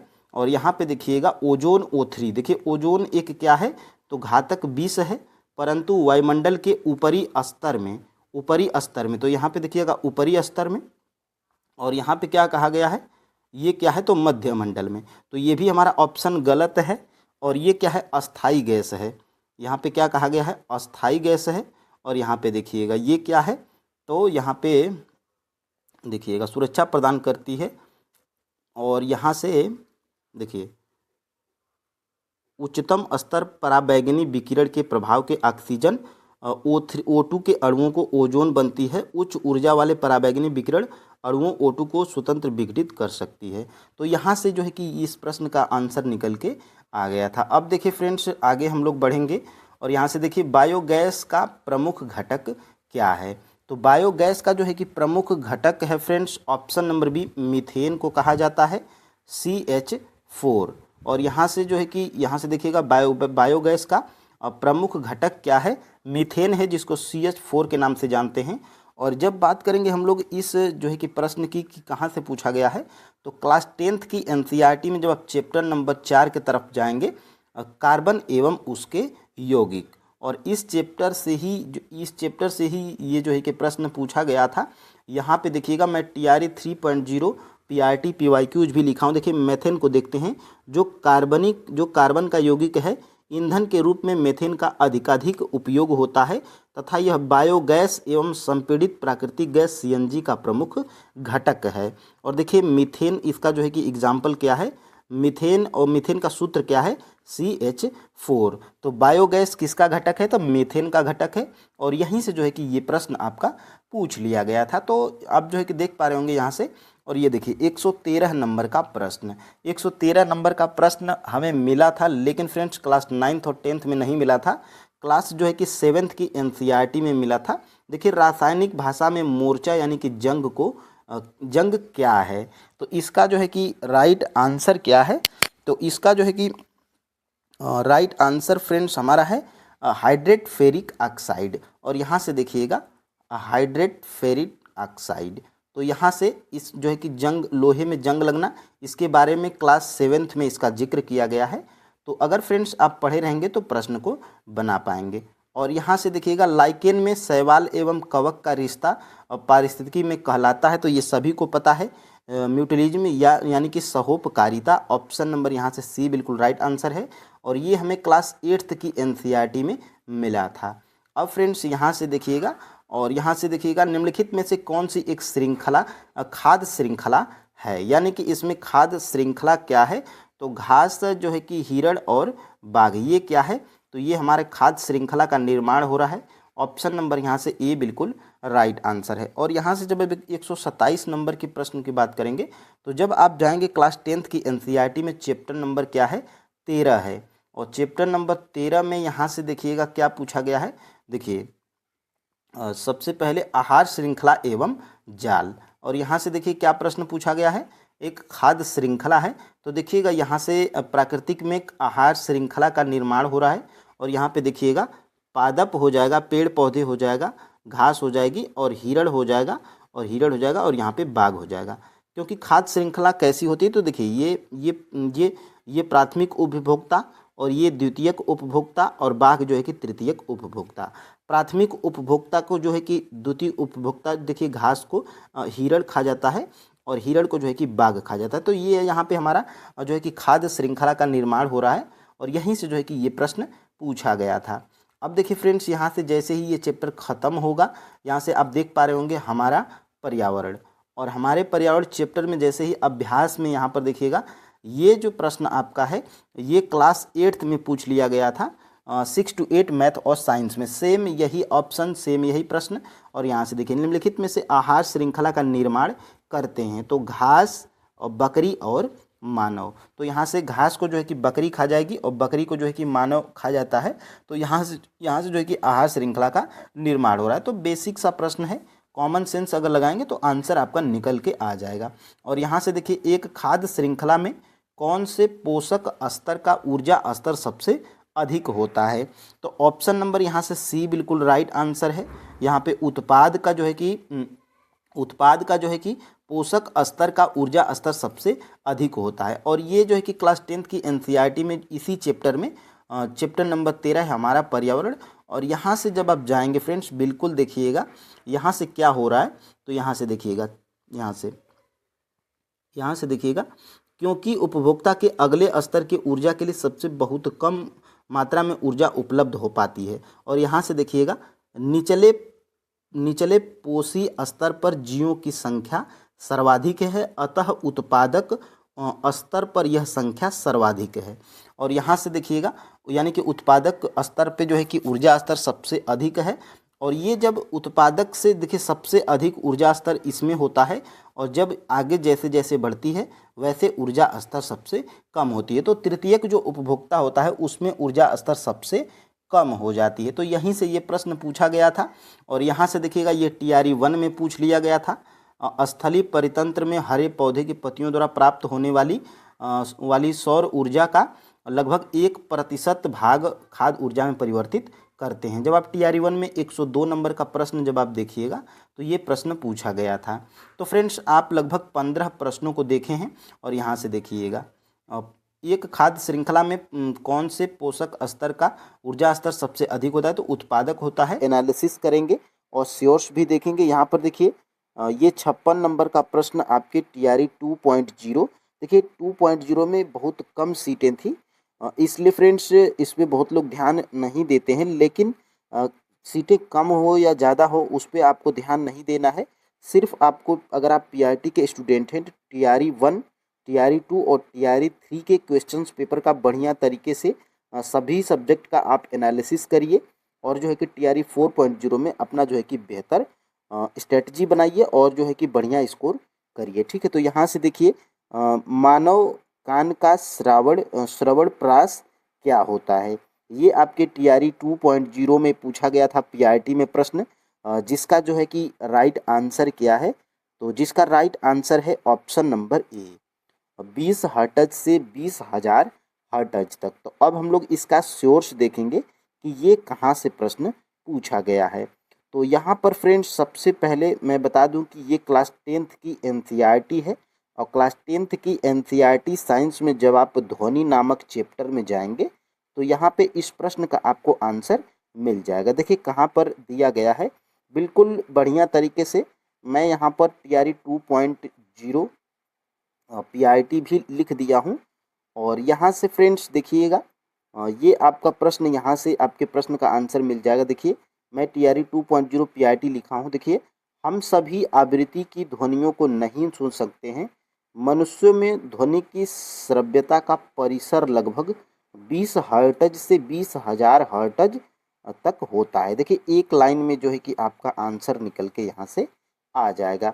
तो फ्रेंड्स इस वीडियो को देखने के बाद जो है कि आपको ये निष्कर्ष निकलेगा कि आपको जो है कि कहाँ से पढ़ना है। देखिए आपने एक प्रश्न देखा और हम लोग दूसरे प्रश्न की तरफ बढ़ते हैं। देखिए 51 नंबर का प्रश्न, ये आपका, देखिए ये सभी साइंस के प्रश्न टीआरई 2.0 के हैं। तो मैं बार बार नहीं बोलूँगा कि ये टीआरई 2.0 पीआरटी का प्रश्न है।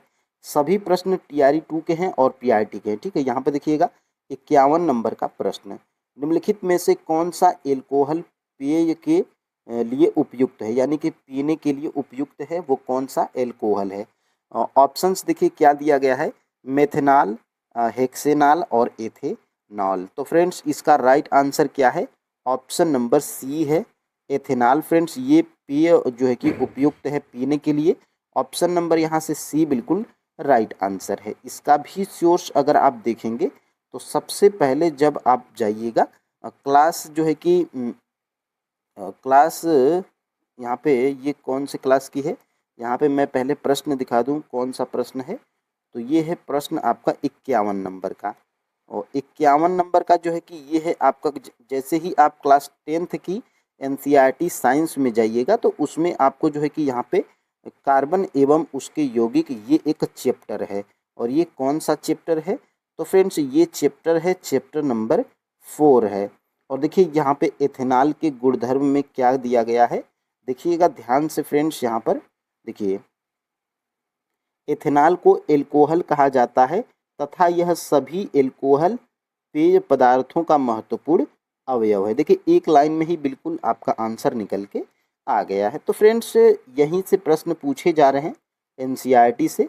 अगर आप पीआरटी के स्टूडेंट हैं, अगर आप 6 to 8 के स्टूडेंट हैं, तो आपको जो है कि क्लास, वैसे तो अगर आपके पास टाइम है तो 6 से लेकर 10 तक एनसीईआरटी साइंस की आप पढ़ जाइए लाइन बाय लाइन, और यहीं से आप जो है कि सभी प्रश्नों को सही कर पाएंगे। ठीक है, तो यहाँ से और ख़ास तौर से फ्रेंड्स अगर आप 6 और 7 और 8 का नहीं पढ़ना चाहते हैं तो सिर्फ आप जो है कि क्लास 8 का, क्लास 9th का और क्लास 10th का, ये तीनों क्लास का पढ़ जाइए। आप जो है कि पीआरटी के 6 to 8 के सभी प्रश्नों को सॉल्व कर पाएंगे। तो यहाँ से ये प्रश्न का आंसर आपको मिल गया। और देखिए यहाँ से 49 नंबर का प्रश्न, देखिए किसी चालक का प्रतिरोध समानुपाती होता है, यानी कि जो किसी चालक का प्रतिरोध होता है वो किसके समानुपाती होता है। तो ये फ्रेंड्स इसका राइट आंसर है, उसकी लंबाई के क्या होता है, समानुपाती होता है। ऑप्शन नंबर यहाँ से सी बिल्कुल राइट आंसर है।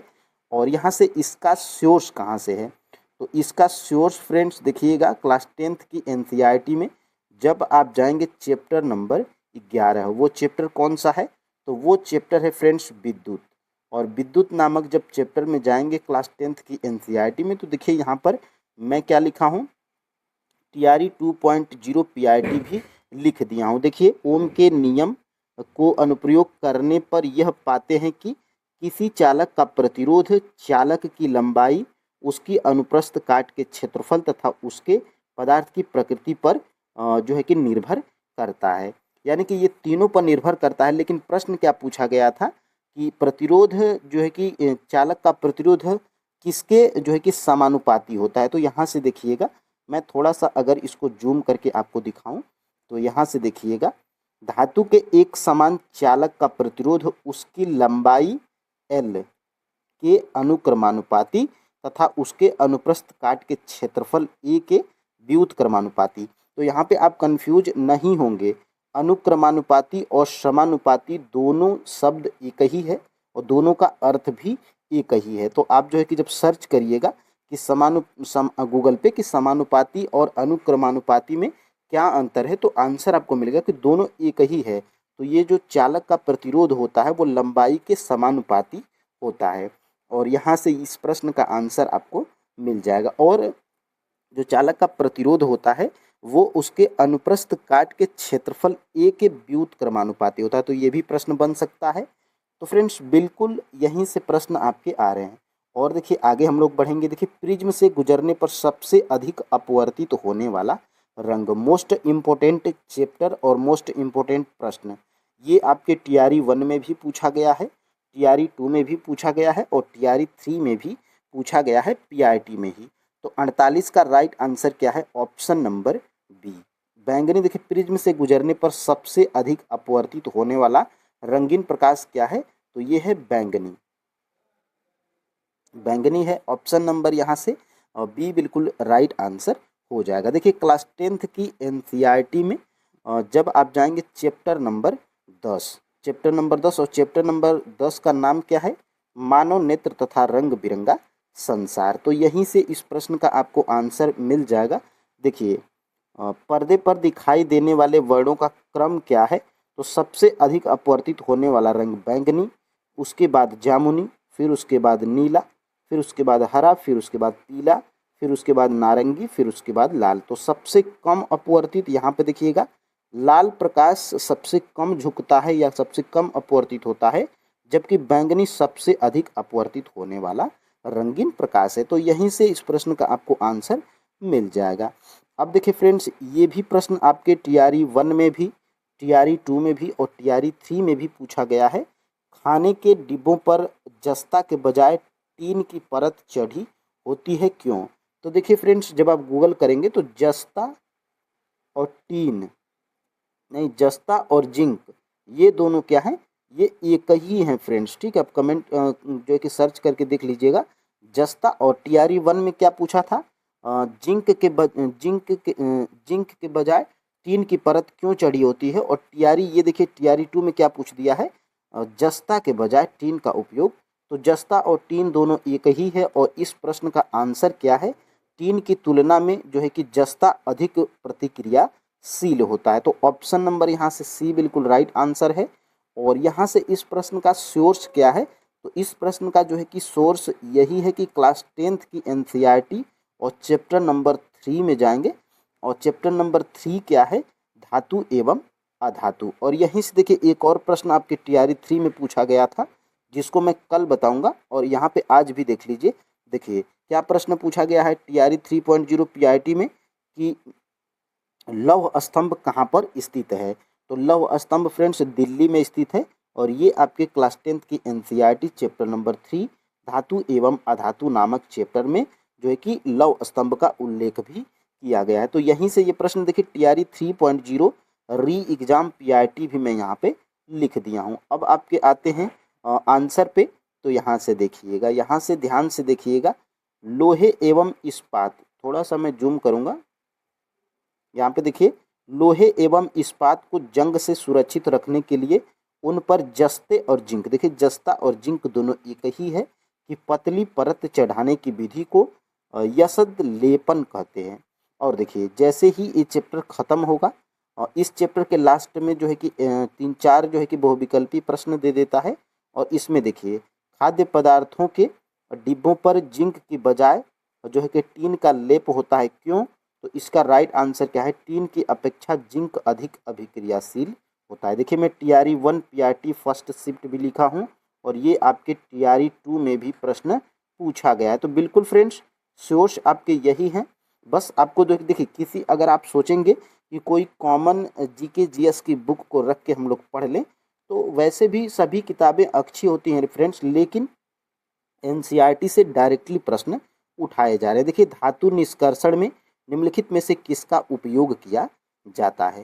तो धातु निष्कर्षण में जो है कि निम्नलिखित में से जो है कि इसमें कोक का उपयोग किया जाता है। ऑप्शन नंबर यहाँ से ये बिल्कुल राइट आंसर है। और इसका सोर्स की बात करेंगे तो जैसे ही आप जाएंगे क्लास 10th की एनसीईआरटी, देखिएगा यहाँ से कितने नंबर का, 47 नंबर का प्रश्न है। क्लास 10th की एनसीईआरटी चैप्टर नंबर 3 है। क्या है तो धातु एवं अधातु, और यहीं से ये प्रश्न जो है कि बनाया गया है। यहाँ से आप ध्यान से देखिएगा, धा धातुओं का निष्कर्षण। तो धातुओं का निष्कर्षण किन धातुओं में होता है, किन के द्वारा होता है, यहाँ पे इसको जब आप पढ़ेंगे पूरे चैप्टर को तो यहाँ से इसका आंसर आपको मिल जाएगा। फिलहाल इसका राइट आंसर क्या है, धातुओं के निष्कर्षण में कोक का उपयोग किया जाता है। और कोक क्या है तो फ्रेंड्स कोयले का ही एक उत्पादित रूप है। और यहाँ से देखिएगा, माचिस के डिब्बे में रगड़ने वाली सतह मौजूद मुख्य रासायनिक घटक क्या है। यानी कि ये तो बेसिक प्रश्न है फ्रेंड्स, अगर आप कोई भी कॉमन जो है कि एग्ज़ाम की तैयारी करते रहे होंगे तो ये आपको पता होगा कि जो माचिस की जो डिब्बी होती है उस पर जिस पे हम तिल्ली को रगड़ते हैं तो उस पर फास्फोरस जो है कि रासायनिक फास्फोरस नामक पदार्थ लगा होता है, जो देखिए भूरा कलर का होता है। तो इसका राइट आंसर क्या है, ऑप्शन नंबर बी। तो इस जो है कि प्रश्न का जो है कि आंसर क्या है, ऑप्शन नंबर बी। और फ्रेंड्स यहाँ से देखिएगा 52 नंबर का प्रश्न, किसी ईंधन की दक्षता के संदर्भ में व्यक्त की जाती है। यानी कि ईंधन को किस में मापा जाता है तो उसके कैलोरी मान में मापा जाता है। ऑप्शन नंबर यहाँ से बी फ्रेंड्स बिल्कुल राइट आंसर हो जाएगा। तो बेसिक प्रश्न है। आप जो है कि क्लास 8th 9th और 10th की एनसीईआरटी को जब आप पढ़े रहेंगे तो आराम से जो है कि आप प्रश्न को बना पाएंगे। यहाँ से देखिएगा 55 नंबर का प्रश्न, मानव गुर्दे की कोशिका में लिंग गुणसूत्रों की संख्या होती है। तो इसमें जो है कि देखिएगा यहाँ पे प्रश्न देखिए कंफ्यूज मत होइएगा, लिंग गुणसूत्रों की संख्या कितनी जोड़ी होती है, एक जोड़ी होती है कि दो जोड़ी होती है कि तीन जोड़ी होती है। तो इसमें लिंग गुणसूत्रों की संख्या जो है कि एक जोड़ी होती है। यहाँ पे ऑप्शन नंबर क्या राइट आंसर है, ऑप्शन नंबर ए। और इसका सोर्स देखिए फ्रेंड्स, यहाँ से जब आप जाइएगा इसमें कौन से नंबर का प्रश्न है, थोड़ा एक बार देख लेता हूँ यहाँ पे 55 नंबर का। तो जाएंगे आप क्लास 10th की एनसीईआरटी और चैप्टर नंबर 8। चैप्टर नंबर 8 देखिए अनुवांशिकता, और अनुवांशिकता से एक प्रश्न आपके पीआरटी में जरूर पूछा जाता है जो कि बहुत ही बेसिक है।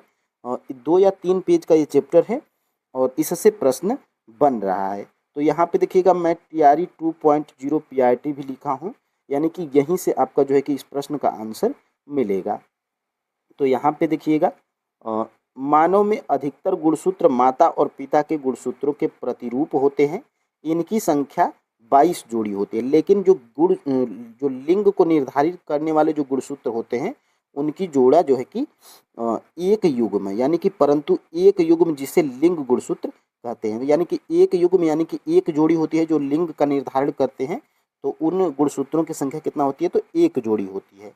तो यहाँ पे इसका जो है कि राइट आंसर आपको मिल गया होगा, और यहीं से जो है कि ये प्रश्न बनाया गया था। और यहाँ से फ्रेंड्स देखिएगा, निम्नलिखित में से किस में उच्चतम ऊर्जा होती है। तो इसमें फ्रेंड्स देखिए सेम यही प्रश्न घुमाकर थोड़ा पूछ दिया गया है। अभी मैं ऊपर एक प्रश्न बताया था कि उच्चतम ऊर्जा या सबसे अधिक अपवर्तित होने वाला रंग, तो वो है क्या, तो बैंगनी है। लेकिन इसमें बैंगनी नहीं दिया गया है, तो यहाँ पे इसका राइट आंसर क्या है, नीला है। यानी कि सबसे उच्चतम जो है कि ऊर्जा किसकी होती है तो नीले रंग प्रकाश की होती है। ऑप्शन नंबर यहाँ से ये बिल्कुल राइट आंसर है। देखिए वहीं से प्रश्न है, और बिल्कुल यहाँ से देखिएगा, यहाँ से देखिए पर्दे पर दिखने वाले वर्णों का क्रम क्या है। तो दिखाई देने वाले विभिन्न वर्णों का क्रम, सबसे अधिक अपवर्तित होने वाला रंग बैंगनी है, और बैंगनी के बाद जामुनी है, और जामुनी के बाद नीला है। तो यहाँ पे आपके ऑप्शंस में बैंगनी भी नहीं था और जामुनी भी नहीं था, इसलिए नीला जो है कि आपका राइट आंसर हो जाएगा। तो यहीं से ये भी प्रश्न पूछा गया था और मैं बिल्कुल लिखा भी हूँ, और यहाँ से एक लाइन में आप यहाँ से याद भी कर सकते हैं। लाल प्रकाश सबसे कम अपवर्तित होने वाला रंग है और बैंगनी सबसे ज़्यादा, और बैंगनी के बाद जामुनी, और जामुनी ऑप्शंस में नहीं रहेगा तो नीला। तो यहाँ से ये प्रश्न का जो है कि आंसर आपको मिल गया होगा। और यहाँ से देखिए पेंसिल लेड बनाने के लिए किस पदार्थ का उपयोग किया जाता है। तो जो है कि फ्रेंड्स जो पेंसिल का जो नुकीला भाग होता है जिससे हम लिखते हैं वो किससे बनाया जाता है, यानी कि उसको बनाने के लिए किस पदार्थ का उपयोग किया जाता है। तो इसका जो है कि राइट आंसर क्या है, ग्रेफाइट है। ऑप्शन नंबर यहाँ से सी बिल्कुल राइट आंसर है। बेसिक सा प्रश्न है, आपको कॉमन अगर साइंस होगा, कॉमन जो अगर सेंस होगा तो आप जो है कि इस प्रश्न को बना लेंगे। लेकिन हम लोग श्योर्स की बात कर रहे हैं, तो यहाँ से देखिएगा, यहाँ से सबसे पहले ये किस नंबर का प्रश्न है, तो ये है 58 नंबर का प्रश्न। जब आप क्लास 10th की एनसीईआरटी चैप्टर नंबर 4 देखिए कार्बन एवं उसके यौगिक, तो यहीं से ये प्रश्न जो है कि पूछा गया था।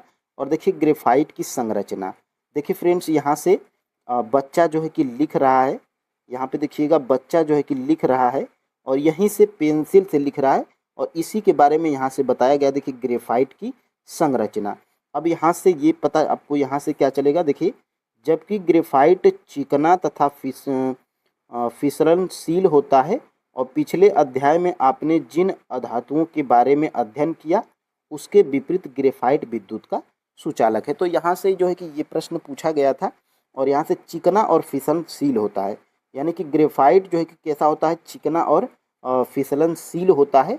और देखे होंगे आप जो है कि फिसलनशील होता है, इसीलिए इसको पेंसिल के नुकीले भाग को बनाने के लिए इसका उपयोग किया जाता है। तो यहाँ से ये प्रश्न का आंसर आपको मिल जाएगा। और ये सारे प्रश्न ये देखिए ये भी प्रश्न आपके TRE 2.0 PRT में पूछा गया था। प्रकाश की एक किरण दर्पण पर 30 अंश के कोण को आपतित होती है, अभिलंब और परावर्तित किरण के बीच का कोण कितना होगा। तो इसका जो है कि राइट आंसर क्या है, ऑप्शन नंबर बी 60 अंश होता है। इसको हम जो है कि चैप्टर वाइज पढ़ाए हैं तो वहाँ से इसको हम बताए हैं, ठीक है। अब देखिएगा 60 नंबर का प्रश्न, आहार नली की दीवारों के संकुचन और विस्तार की गति कहलाती है। तो संकुचन और विस्तार की गति, आहार नली की दीवारों के संकुचन और विस्तार की गति क्या कहलाती है, तो ये कहलाती है फ्रेंड्स क्रमाकुंचन। तो इसका राइट आंसर क्या है, ऑप्शन नंबर सी। देखिए फ्रेंड्स वो कोई चाहे वो कोई भी सब्जेक्ट हो, 2 या 3 प्रश्न ऐसे पूछ लिए जाते हैं जिनके बारे में शायद आपको पता भी ना हो, और पता भी होगा तो आप उसको कर नहीं पाएंगे। 2-3 प्रश्न आपको ऐसे मिलते हैं, तो उससे आपको घबराना नहीं है।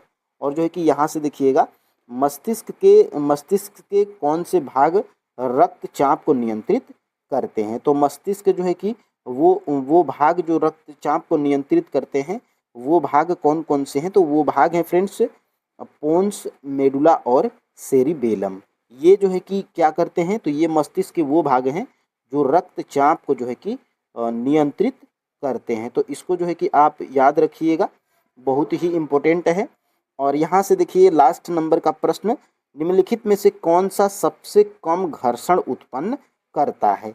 तो ये जो है कि इसका राइट आंसर क्या है, रोलिंग घर्षण। देखिए फ्रेंड्स फिसलन होता है, जब आप जो है कि स्लिप करते हैं, कहीं फिसलते हैं तो उसमें घर्षण होता है लेकिन कम होता है, ठीक है।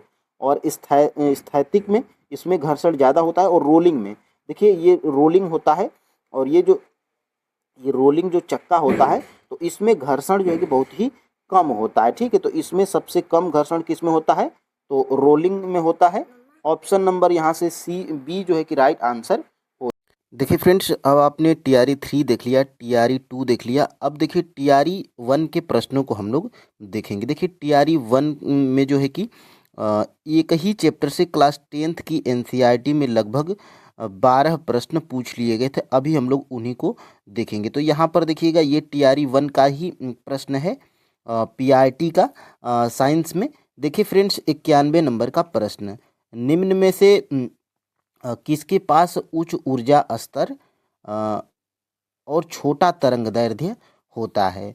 तो उच्च ऊर्जा स्तर और छोटा तरंग दैर्ध्य, देखिए फ्रेंड्स यहाँ से इसको जब आप लोग देखेंगे तो देखिए ओजोन स्तर का, देखिए वायुमंडल में उच्च ऊर्जा स्तर पराबैंगनी UV विकिरण के प्रभाव से ऑक्सीजन O2 अणुओं के ओजोन बनाती है। तो पराबैंगनी, तो यहाँ से जो है कि आपका राइट आंसर क्या है, पराबैंगनी। यहाँ से ऑप्शन नंबर यहाँ से फ्रेंड्स बी बिल्कुल राइट आंसर हो जाएगा। जब आप क्लास 10th की NCERT में लास्ट वाला चैप्टर देखेंगे और यहीं से आपका TRE 3 का भी एक प्रश्न पूछ लिया गया था, तो यहीं से सारे प्रश्न आपके बन रहे हैं। अब देखिए फ्रेंड्स यहाँ से ये TRE 1 में 2 प्रश्न आपके पूछ लिए गए थे। परितंत्र में ऊर्जा का प्रवाह होता है, तो परितंत्र में ऊर्जा का प्रवाह देखिए एक दिशीय होता है। और ये देखिए 96 नंबर का प्रश्न क्या है, निम्नलिखित में से कौन सा परितंत्र का संघटक है। तो एक से अधिक जो है कि आपका राइट आंसर हो जाएगा। और ऑप्शन नंबर यहाँ से फ्रेंड्स डी बिल्कुल राइट आंसर। अब देखिए इन दोनों प्रश्नों को हम लोग देख लेते हैं। तो देखिए यहाँ से फ्रेंड्स देखिए ऊर्जा का प्रवाह एक दिशीय अथवा एक ही दिशा में होता है। और देखिए जैसे ही ये चैप्टर आपका स्टार्ट होगा, देखिए यहाँ से सूक्ष्म जीव, देखिए जंतु, सूक्ष्म जीव एवं मानव। देखिए परितंत्र के संघटक क्या हैं? देखिए परितंत्र के संघटक क्या हैं? पौधे, जंतु, सूक्ष्म जीव एवं मानव।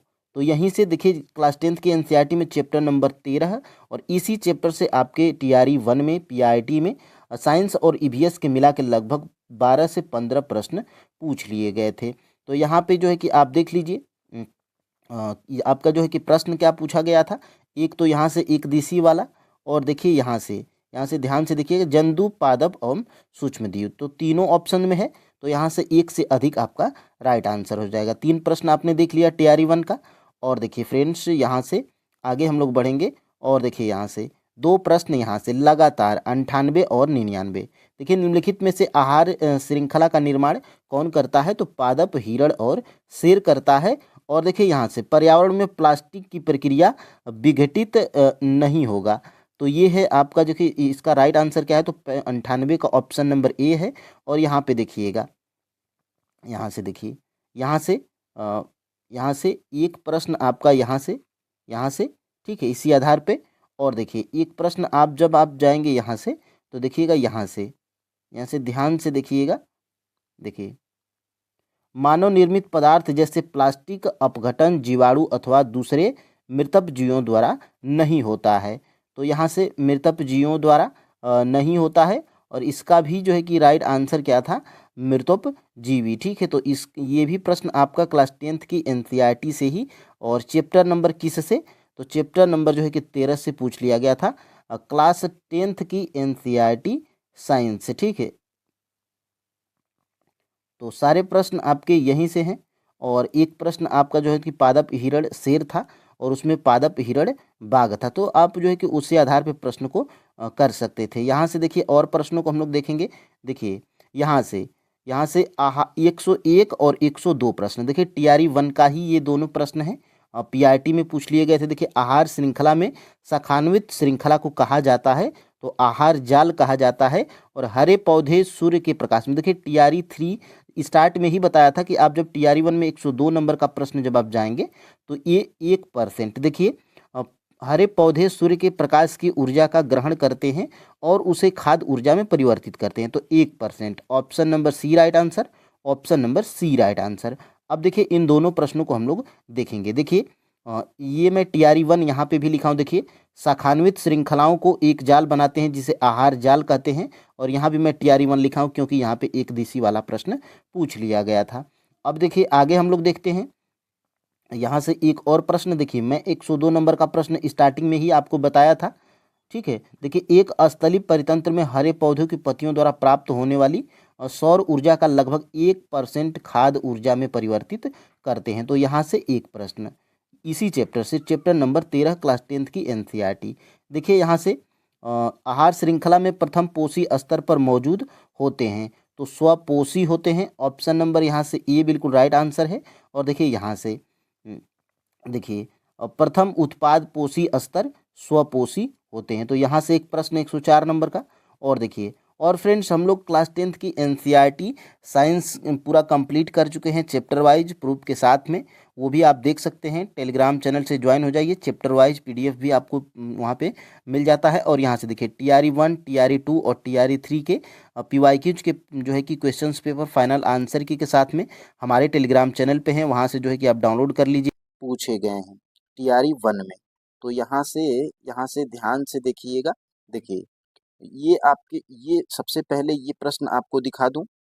लोहे के बुरादे में तनु हाइड्रोक्लोरिक अम्ल डालने से क्या होता है? तो फ्रेंड्स लोहे के बुरादे में तनु हाइड्रोक्लोरिक अम्ल डालने से क्या होता है?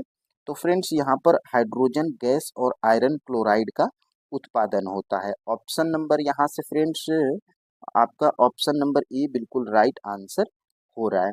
अब ये प्रश्न आपका अगर टीआरई 1 में पूछा गया है साइंस में, तो ये कहाँ से पूछा गया है? तो बेहतरीन सोर्स यहाँ पर मैं आपको दिखाऊंगा, यहाँ से आप जो है कि देख पा रहे होंगे। देखिए ये क्या है, तो क्लास 10th की एनसीईआरटी है, जिसमें पहला ही चैप्टर है रासायनिक अभिक्रियाएं एवं समीकरण। और देखिए जैसे ही ये पहला चैप्टर खत्म होता है, तो इसमें अभ्यास के तौर पे 2 या 3 या बहुविकल्पी प्रश्न दे देता है, जो कि बहुत ही महत्वपूर्ण है। यहाँ पर देखिए लौह चूर्ण पर तनु हाइड्रोक्लोरिक अम्ल डालने पर क्या होता है, सही उत्तर का निशान लगाएं। देखिए यहीं से डायरेक्टली प्रश्न उठाया गया है और ऑप्शंस का भी हेरफेर नहीं है। और इसका राइट आंसर क्या है, हाइड्रोजन गैस एवं आयरन क्लोराइड बनता है। तो ऑप्शन नंबर यहाँ से ए बिल्कुल राइट आंसर हो जाएगा। और इसमें भी देखिएगा क्या हो रहा है, तो इस प्रश्न में भी फ्रेंड्स यही हो रहा है। इसमें भी देखिएगा हाइड्रोजन गैस और आयरन आयरन क्लोराइड का उत्पादन होता है। तो ये 27 नंबर का प्रश्न आपको स्क्रीन पे दिखाई दे रहा होगा। यहाँ से देखिएगा, ये आपको दिखाई दे रहा होगा 27 का जो है कि राइट आंसर क्या है, ऑप्शन नंबर ए। तो लगभग हम लोग टीआरई 1 के में 15 प्रश्न पूछे गए थे, उन सभी 15 प्रश्नों को भी हम लोग देखेंगे। देखिए यहाँ से खाने के डिब्बों पर जिंक के बजाय टीन की परत चढ़ी होती है, क्योंकि, तो क्योंकि इसका राइट आंसर क्या है, तो इसका right answer friends option number C है। टीन की तुलना में जिंक अधिक प्रतिक्रियाशील होता है। तो यहाँ से आपका right answer option number C है। और इसका भी हम लोग श्योर से देखेंगे। तो देखिएगा जैसे ही आप जो है कि चैप्टर नंबर कौन सा खोलेंगे, तो जब क्लास 10th की एनसीईआरटी साइंस में जाएंगे, चैप्टर नंबर 3 है धातु एवं अधातु। और इसी चैप्टर में जैसे ही ये खत्म होता है, तो अभ्यास के तौर पे देता है। यहाँ पे आपको शायद दिख भी रहा होगा, खाद्य पदार्थों के डिब्बों पर जिंक की बजाय टीन का लेप होता है, क्यों? तो देखिए option number C right answer है। टीन की अपेक्षा जिंक अधिक अभिक्रियाशील है। तो फ्रेंड्स देखिए आपको इस वीडियो में पीवाईक्यूज के प्रश्न भी मिल जाएंगे, और एनालिसिस के तौर पे आपको यहाँ पे एनालिसिस ये कर लेना है कि किस किस चैप्टर से प्रश्न पूछे जा रहे हैं और कहाँ इसका सोर्स क्या है। तो देखिएगा अब हम लोग लगातार इस वीडियो को देखेंगे। देखिए 17 नंबर का प्रश्न है, जो कि टीआरई 1 में पूछा गया था। विद्युत विभव को मापने के लिए किस उपकरण का उपयोग किया जाता है? तो पोटेशियोमीटर और वोल्टमीटर का उपयोग किया जाता है। इसलिए फ्रेंड्स ऑप्शन नंबर यहाँ से डी बिल्कुल राइट आंसर हो जाएगा। और गैल्वेनोमीटर का उपयोग किसमें किया जाता है? तो विद्युत धारा को मापते हैं किससे? तो गैल्वेनोमीटर में। और एम्पियर में भी मापते हैं और गैल्वेनोमीटर में भी मापते हैं। इसका सोर्स क्या है? तो जैसे ही फ्रेंड्स आप क्लास 10th की एनसीईआरटी साइंस खोलेंगे, चैप्टर नंबर 11 है। तो चैप्टर नंबर 11 जब आप खोलिएगा, तो देखिए यहाँ से देखिएगा विभवांतर की एक एक यंत्र द्वारा की जाती है, जिसे वोल्ट मीटर कहते हैं। तो यहाँ से इस चैप्टर को जब आप पढ़िएगा, तो ये प्रश्न का आंसर भी आपको मिल जाएगा। देखिए यहाँ से एक और प्रश्न पूछा गया था टीआरई 1 में साइंस का, चुंबकीय क्षेत्र है। तो चुंबकीय क्षेत्र फ्रेंड्स है एक सदिश राशि है या सदिश मात्रा है। ऑप्शन नंबर यहाँ से बी बिल्कुल राइट आंसर हो जाएगा। अब इस प्रश्न का सोर्स कहाँ से है? तो इस प्रश्न का सोर्स जैसे ही आप क्लास 10th की एनसीईआरटी साइंस में जाइएगा, विद्युत धारा के चुंबकीय प्रभाव नामक चैप्टर है, और चैप्टर नंबर 12 है। यहाँ से आप जो है कि देखिएगा चुंबकीय क्षेत्र एक ऐसी राशि है, यहाँ से देखिएगा चुंबकीय क्षेत्र एक ऐसी राशि है जिसमें परिणाम तथा दिशा दोनों होते हैं। यानी कि देखिए जिसमें परिणाम तथा दिशा दोनों होंगे, वो क्या होते हैं? तो वो सदिश राशि होते हैं। तो यहीं से ये प्रश्न जो है कि आपका पूछा गया था। तो ये सोर्स भी है। और यहाँ से देखिएगा ये भी आपके टीआरई 1 में पूछा गया था साइंस में। एक व्यक्ति पृथ्वी पर अधिक भार किस स्थिति में धकेल सकता है? तो एक व्यक्ति पृथ्वी पर अधिक भार जो है कि ये किस स्थिति में धकेल सकता है? तो ये खड़े होने की स्थिति में वो ज़्यादा भार धकेल सकता है। तो ये बेसिक सा प्रश्न है, जो कि आपके एग्जाम में पूछा गया था टीआरई 1 में साइंस में। और यहाँ से देखिए प्रिज्म से गुजरने पर सबसे अधिक अपवर्तित होने वाला रंग प्रकाश कौन सा है? तो ये बैंगनी है। ऑप्शन नंबर यहाँ से फ्रेंड्स बी बिल्कुल राइट आंसर है। और इसका जो है कि सोर्स कहाँ से है?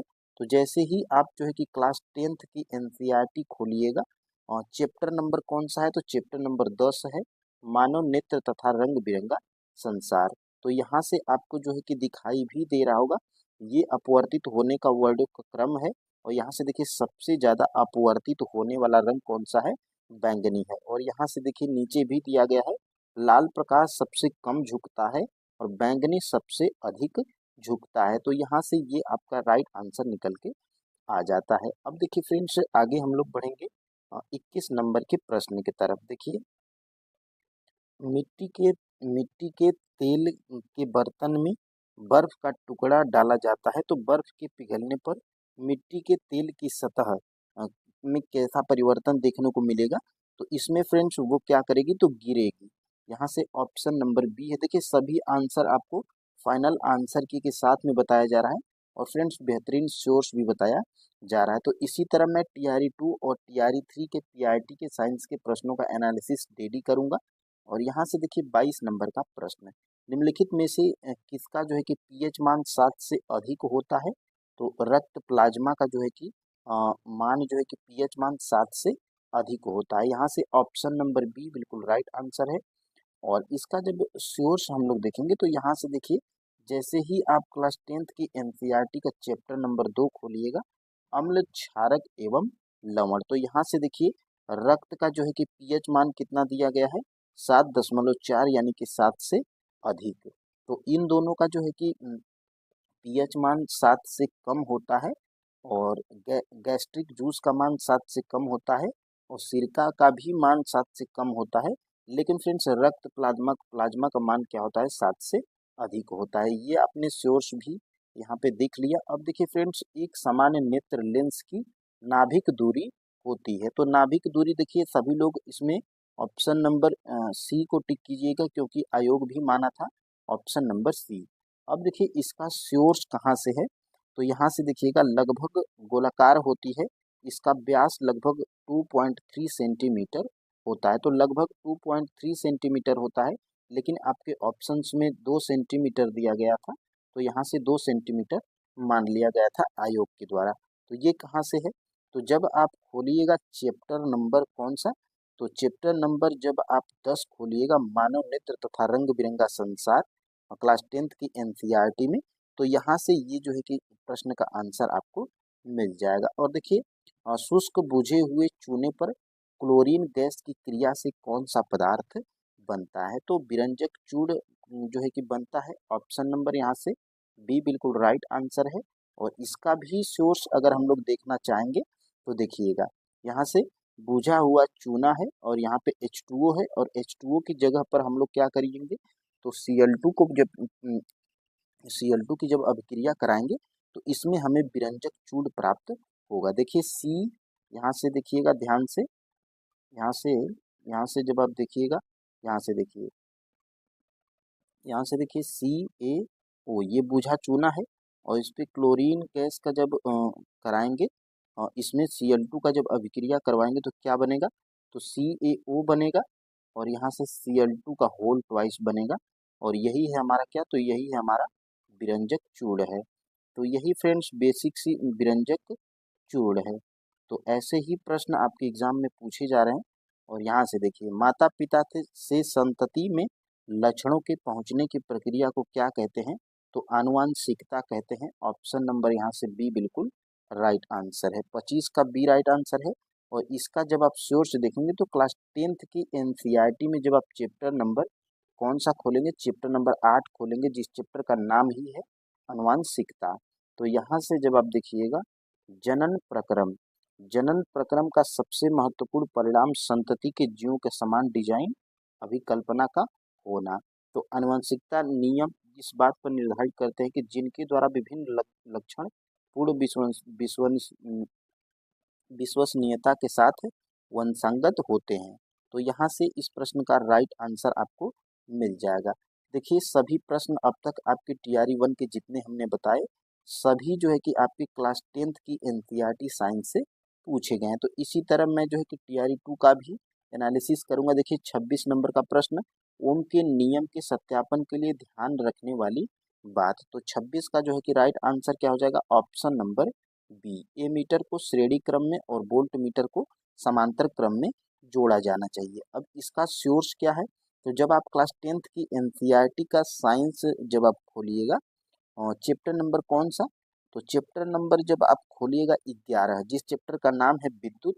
और यहाँ से फ्रेंड्स देखिएगा, यहाँ से वो विद्युत परिपथ की विद्युत धारा मापने के लिए जिस यंत्र का उपयोग करते हैं उसे एमीटर कहते हैं।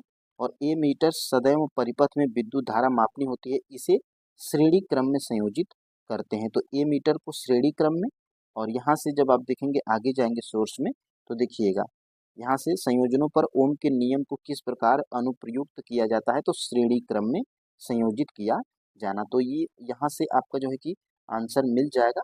और फ्रेंड्स यहाँ से देखिए, लोहे के बुरादे में तनु हाइड्रोक्लोरिक अम्ल डालने से जो है कि क्या होता है, तो इसमें जो है कि होता है हाइड्रोजन गैस और जो है कि आयरन क्लोराइड का उत्पादन होता है। ऑप्शन नंबर यहाँ से फ्रेंड्स ये बिल्कुल राइट आंसर है। और इसी तरह इसका सोर्स क्या है, तो देखिएगा जैसे आप जो है कि यहाँ से जाएंगे, मैंने सबसे पहले ही बता दिया था, जब आप चैप्टर नंबर 1 खोलेंगे और उसके लास्ट में जाएंगे तो उसमें अभ्यास के तौर पे दिया गया है। और यहाँ से देखिए, लौह चूर्ण पर तनु हाइड्रोक्लोरिक अम्ल डालने से क्या होता है, सही उत्तर का निशान लगाइए। तो देखिए हाइड्रोजन गैस एवं आयरन क्लोराइड बनता है। तो ऑप्शन नंबर यहाँ से ए बिल्कुल राइट आंसर निकल के आ जाएगा। देखिए मैं TRE 1 PYQ भी यहाँ पे लिख दिया हूँ अपने बुक में।